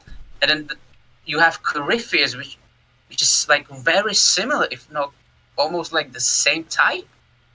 Then who was the Architect? I don't remember any. Sorry, but still, it's just weird and confusing. It seems to me they use the same parts of the DLC from Origins or Awakening. Basically, they put it into Legacy, and then it became Dragon Age Inquisition. It's mind-boggling, honestly, to me. Oh yeah, basically Inquisition turned from the Faders basically invading the mortal realm. Everything's all collapsing, and then they had to quickly change into Corey the Crackhead in his merry band of Venet at the last moment. Yeah, that's what they did. It's oh great, thanks for that. The breach needs to be sealed. The breach is sealed. Oh, now what? I just also. I think with Solus you also had problems, because even if you played the Elven Inquisitor, he still didn't consider you his people. You were his people. The elves weren't the true soulless type elves. And he still just even if you're an elf, he still just decides to destroy the world. Just okay. It's the when you think about it, if you're in a part where you just have to think of a concept, it's an interesting way to think that the true bad guy was with you all along, but then making a DLC where he explains everything to you, basically takes your arm off, your magical armor that could seal the small breaches, and then just goes away, and well, Dragon Age 4 will be coming. Like, they couldn't do that in a single game? Like, why?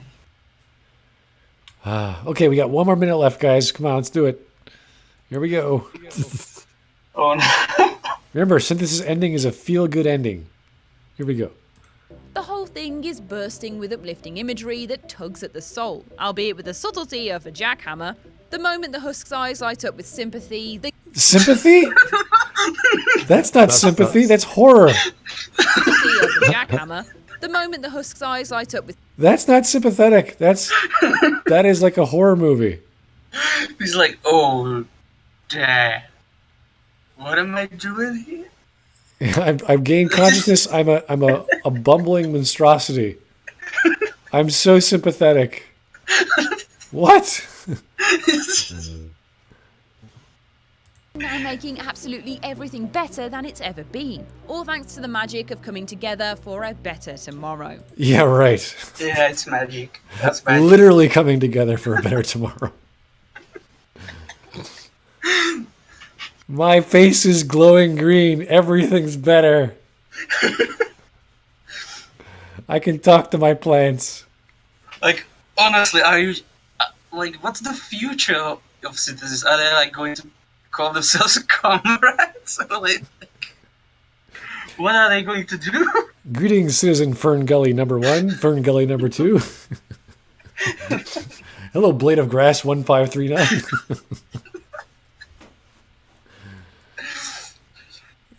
It's straight. Yeah. Like, really, really together. And by ending hate, we're actually going to kill death. How are we ending hate? Who said anything about hate or love? Like, We're blasting knowledge into everything in existence.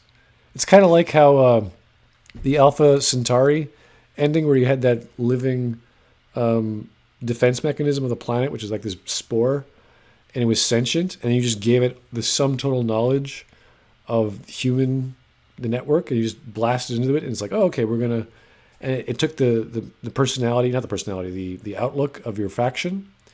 Imagine just taking everything, not just human, but like the entire galaxy's age, and blasting it into every cell, how that even works, every cell that's organic, and apparently every hard drive. How is that getting rid of love or getting rid of hate? like, maybe she thought that, like, everyone hates the Reapers, but I know Reapers have feelings too? Like, I honestly don't know. I'm just theorizing, like, are they going to, like, fight for Reapers have feelings also? We need to fight. Yeah, and the Catalyst is still around. The Catalyst isn't dead. He's still around. He's like, yeah, everyone's green now. Everything's great. Reapers are well, they're not going to kill you, but maybe we might. I don't know. Like, there's no understanding of what the Reapers are now going to do aside from repair roads and fix the relays. So Also, don't forget that Catalyst has to turn also green.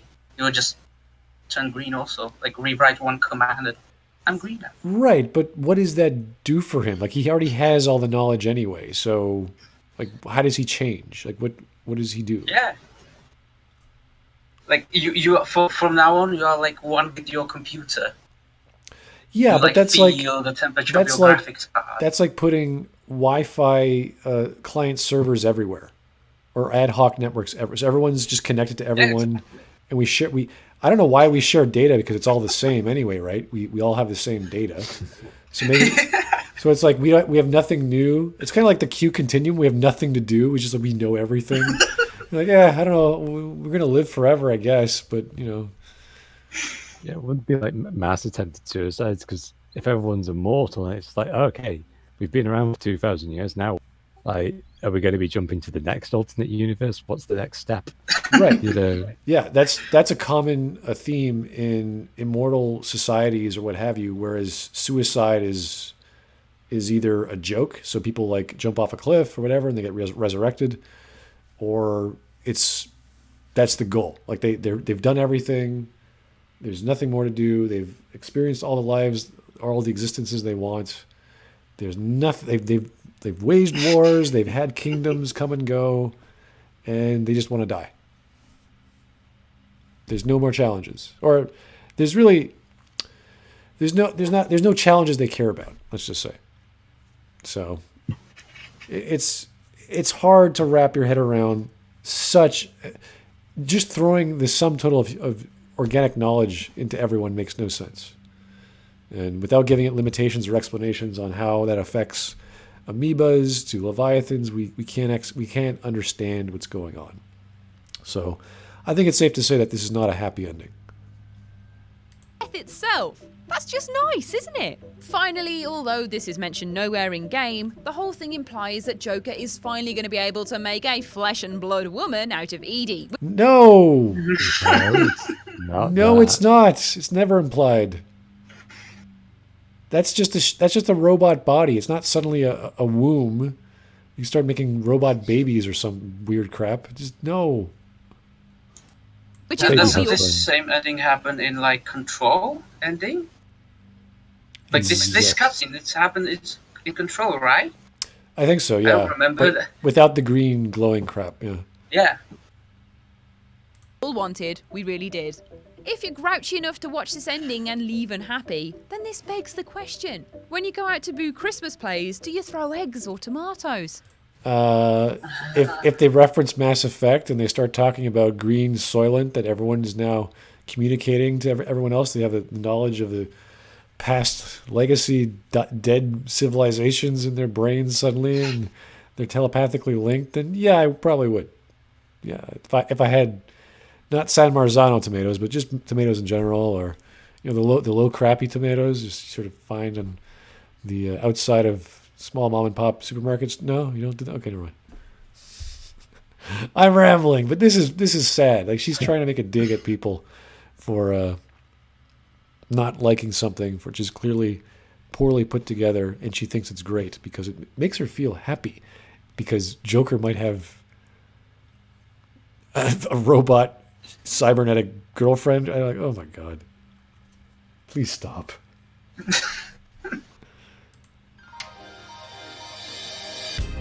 What do you think about it though? Please don't slate me too hard. Let me know your thoughts in the comments section below. As usual, I've been Ash, this has been WhatCulture Gaming, and I'll see you again soon. Hopefully, if it doesn't get me fired. Thanks for watching. That's a weird way to sign off. Yeah, so that was really fearing my job. Please, I need sandwiches to live. Oh, that was just dreadful. that was confusing as all. Like, I've heard some really weird defenses of the ending as we've done on this channel before, but they were simple. They were like, okay, it's not that bad because of XYZ, and you still got ABC. They're like, all right, fine. That's dumb, but we'll give it to you. In this case, she rambled on for 3 points that made no sense. In the first three, the Trilogy Syndrome is not a problem. The unrealistic expectations, but then because she said they're too open, you can't do that. And then she says they are, in fact, very open. And at the third point, you're like, what? Why did you say that? The saga needed a defined ending, whatever that even means. The morality system shouldn't solve any problem as if it was supposed to. I don't know why she mentioned that. It's not just one ending tweaked 3 times. Yes, it was. I mean, that sort of contradicts her idea of having a actual ending or a defined ending, if that's what she was going for. You want a definitive ending? It's like, nope, you can't do that. It's like, well, okay, then you don't want that, but that's what they did. Just colored it differently. Point number 4 was it wasn't about main character epilogues. Well, actually, an ending does have epilogues in it, so whether it's about characters or not makes no difference. And then the last 3 were just a mess. All options being fleshed out. They just weren't. I don't know how you come to that conclusion. Declaring the 4th ending, the Defiance ending, an Easter egg is weird. They clearly added it as a FU to the fans, saying, you don't like our endings? Well, sorry. There you go. Yeah, there was quite a fire about the ending when Mass Effect 3 came out. Yeah, and then we have Synthesis, which is apparently a feel-good ending, which we got wrong. We weren't paying attention. We just weren't paying attention to Joker's potential cybernetic girlfriend having a real. It's like, what the hell? What? Yeah, I'm going to screw up every culture because of Joker. Well, Space Duck's original idea of it was just a studio mandate. It's like, no, it wasn't. This was decided. This was all Casey and Mac, and it's all green. Yeah. It's a bizarre, disgusting. I would say almost political, but there really is no implication of politics. There's just the idea of an amalgamated cybernetic, some weird of singularity approaching reality with of course the green color because it's the environment and it's amalgamating all of our cultures and destroying this is a bad guy ending. This is really a bad, sad destruction of identity ending where everyone's the same and we're just suddenly happy and magically peaceful. It just doesn't make sense. And it opens up such a can of worms that it makes the Star Child look like an amoeba in comparison. It really does. It makes his problem go away and it just blows up the galaxy into so many other ways that you just can't even think about how stupid it is. So, yeah, I think we're done here. I don't want to go any further because we can go on about how stupid this is and how ridiculous this is for hours. We've been doing it for years, and we're still here. So, Patrick, I love that. You're just watching game endings wrong. Oh, boy. That was a good one. Thumbs up. CWD Trixie. That made me laugh. Oh. All right. Any questions, guys, you got for ourselves, myself, or anything in the chat? I know I skipped a few super chats. They were nice comments. I appreciate that, as always, guys. Anything we want to cover, or maybe I could actually do a response to this video and structure out a video. I don't know if you guys want that, but it's kind of hard to grasp, and the points aren't very clear. Let's be honest, it's very hard to follow. That's why we covered this video, because I was sitting there like, I can't do this alone. I'm just going to be rambling. And even UDP was like, oh. Yeah, I'm on a few beers right now, and I'm still not making sense of this. Yeah.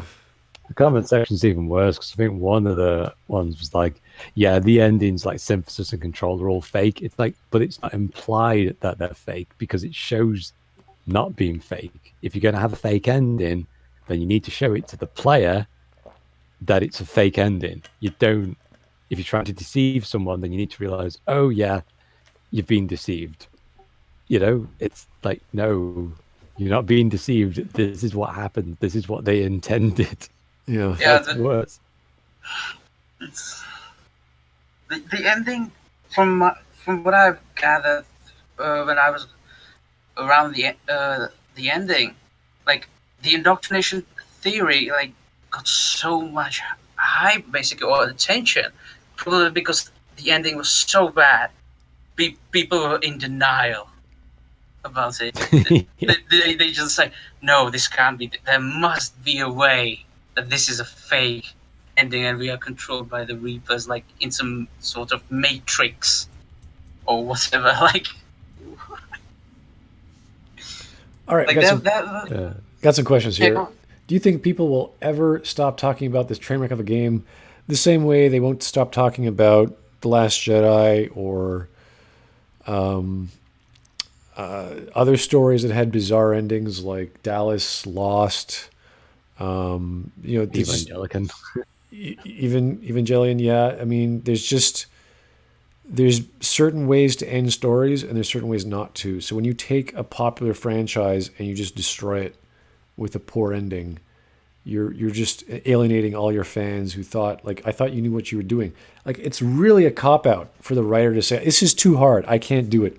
I'm just going to do something colorful and happy or something bizarre and try to make it philosophical without actually giving it any depth. Like the pseudo-intellectual or the illusion of depth, that ends up what ends up happening because it's so hard to do it properly, especially when you've dug yourself in this giant hole that you didn't know you were doing for 2 games. I wish I had a forum. You know what? I'm working on that. Anyway, anywhere we could write out long ideas and opinions in post form rather than these 2. Yeah, you know what? I actually been getting comments about people wanting to have a larger way of expressing themselves and outside of YouTube, because YouTube is good for many things, but not in general. So I was thinking of getting a website, either using the Facebook plugin comments or the Discus plugin, or actually putting in PHP Forum, which is a plugin on the Linux platform, and I could do that. I don't know if that's what you guys want, or if you just want to use your standard plugins for Facebook or what have you. I do have Facebook if you want to do it there, but that's not for everyone either, because not everyone likes Facebook. So I was thinking of getting my own website and doing it that way. I don't know. Maybe I'll have a poll coming on soon. I'll ask my patrons if that's a thing they want to do, and we'll ask around. But that will happen the next week, so it won't happen anytime soon. Any questions? Oh, got another super chat. Why you're wrong about Mass Effect 3 ending all in favor? Oh God. you want me to make a video about that? That's like every week, man. Like, come on.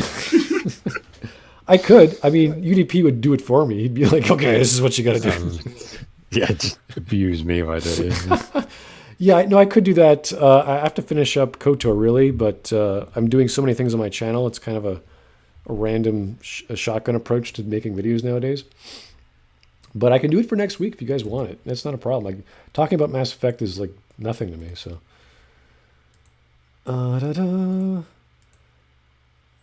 Any other questions? If you guys want to ask a question, always put my name. It's easier for me to see.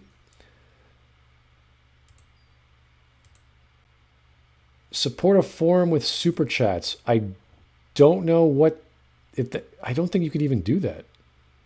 Super chats are indicative to YouTube, and I'm sure there's a thing on Twitch that's similar. But with a forum, I don't know. I'd have to research that. I don't think there's such a thing. So it means like you donate to the support of the forum. Oh, okay. I see what you're saying. Yeah, I mean, I'm a web developer, so me putting this stuff up, I can do in like a few hours. It's not going to take me long. So if you guys really, really want it, I can do it. And, you know, buying web space for a year is nothing. It's like, you know, $100. Whoop-de-doo. Thoughts on Game of Thrones? I stopped watching Game of Thrones after season 4. And I had this question yesterday, actually. It was about the death of Tywin. And, you know, once you get rid of a major character like that, you really have to sell the death. And it didn't work for me. There was something off. I did some research. I talked to some people, and they were like, yeah, it's a bit different than in the books did it. And I don't see anything wrong with deviating from the books too much, because it's for TV. You have to deviate to some degree. But something felt off. And once I conferred with other people, it's like, yeah, they really switched it up. Whether it was good or bad is up to interpretation. But I was no longer interested in the story. And I also heard they killed off Littlefinger, I think his name was, which was another Peter one. Baelish. Peter Baelish. He was another major character, and I was like, oh my God, really? Like that sort of subverts everything I was expecting for the Game of Thrones to be about, you know, the mind game as opposed to the war game.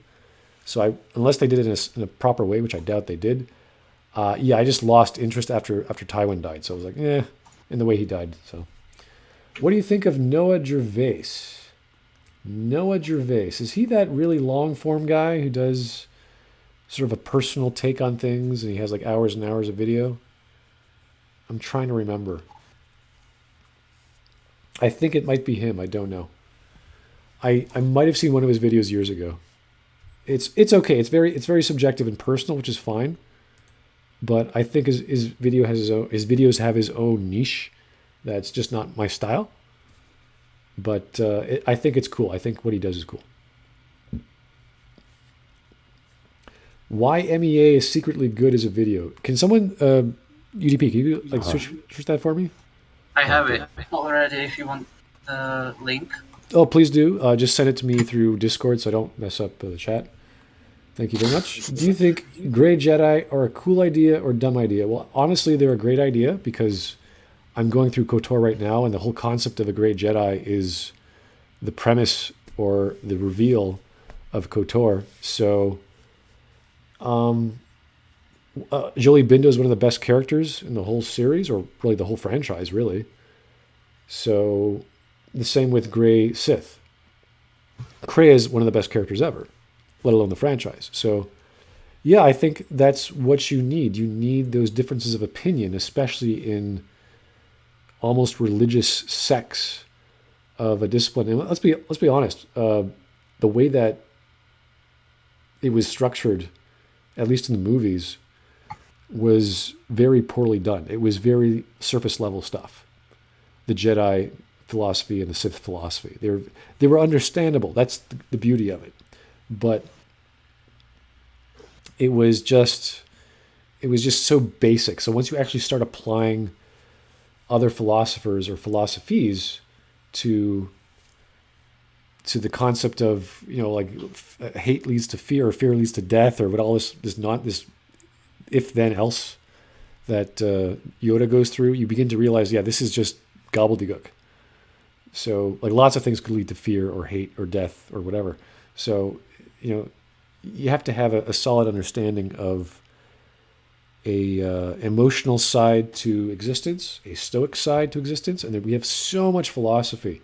We have so much breadth of knowledge, thousands of years worth of existentialism and Epicureanism, the Stoics that amalgamated those two things, Christianity, Buddhism, like all kinds of aesthetics to understand how a philosophy of the supernatural, or at least the concept of a unifying theory like the Force, how that would work and why that would differentiate with emotion. Noah is high on his own farts. Mahler took him apart at some point. Really? I didn't know that. Okay. Let me keep going through. So, what should have the ending look like in your opinion? What would have been the great ending we all deserve? That's a hard question. Because in order for me to answer that, I have to look at all of the choices and take a broad approach and then go to the micro level and take a very specific approach. But the concept that Karpyshyn came up with, I think, is the easiest solution. Where the Reapers say, hey, we're not your enemy, we're trying to save you. And we need your computing power because you have different perspectives than we do. We're not all knowing, but we need your uniqueness to add to our collective in that sort of Borg style way, but yet they're also independent. So they're their own way of thinking, but they're also connected to other Reapers. So that would be the solution to the problem of the universe going boom, whether it's the heat death of the universe, the big chill, the implosive universe, whatever the theory for the big crunch is going to be. And you would make the choice of whether to sacrifice this galaxy cycle so that you could survive faster or bring a solution, or just end the cycle entirely. Something like that. Do you think there'll ever be a good Mass Effect game ever again? Jeez. Not the way they're going, no. So I don't think, yeah, you're probably right. There won't be. I wish I had some optimism, but if they keep screwing it up, which they have, and Dragon Age 4 or Dragon Age 4 is the last hurdle. Yeah, it's done. They're finished. Not just Mass Effect. I mean, BioWare's finished.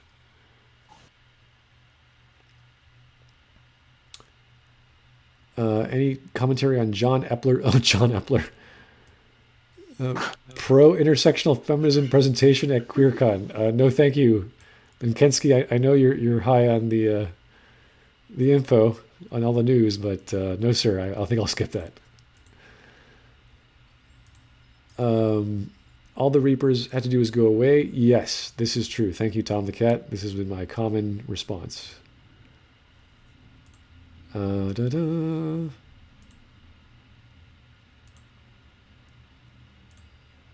need have I played Fallout New Vegas? Dude, that's like when everyone talks about Vampire the Masquerade, someone installs it. That's like me in Fallout New Vegas.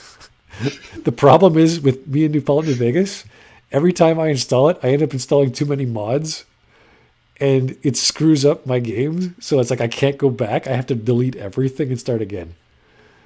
It's really a problem because I want this new texture mod or new character mod or whatever, and it just breaks everything. And don't forget you have the mod where you can also integrate like Fallout 3. Really? You don't know that? You can basically, because Fallout New Vegas and Fallout 3 are basically on the same engine, there's a mod called Tale of Two Wastelands where you can basically start as in Vault 101. You can finish Fallout 3 with Fallout New Vegas mechanics, and then you can just go to New Vegas through a metro, I believe. Oh, really? Interesting. Now, does anyone know about the art of the comics of Mass Effect? I know the comics are terrible because they're Mac Walters, and I read the one with Liara, which was kind of the precursor to her character in Mass Effect 2. So I knew they were bad. The art wasn't very good either. I've seen worse, so I shouldn't say it's horrible, but the art is not really appealing. So, yeah. I think that's everything, guys. I think we've exhausted ourselves. Yeah, the slideshow of New Vegas. That's kind of what we were getting at with Dragon Age Origins. The same idea. We have all these factions. We have all these characters. You've made choices for them, and they have their own outcomes. Yeah, that's the ending. That's how you do it. It's not hard. It just takes the extra month or two to figure out, make sure it's okay, get the voice actor, get a few screenshots, sepia tone. Yeah, done. Okay, boys and girls, thank you so much for your time. I appreciate the doctor coming on and sharing mitigating the pain that was Ash's WhatCulture gaming monstrosity of trying to defend the indefensible. But you know what? We're always up for these discussions. We do appreciate the suggestions. I'm going to look at that other one that was recommended to me in the chat, and maybe we'll do that next week. Who knows? But I'll definitely get back to you guys about the forum, and we'll talk to you later. Thank you again.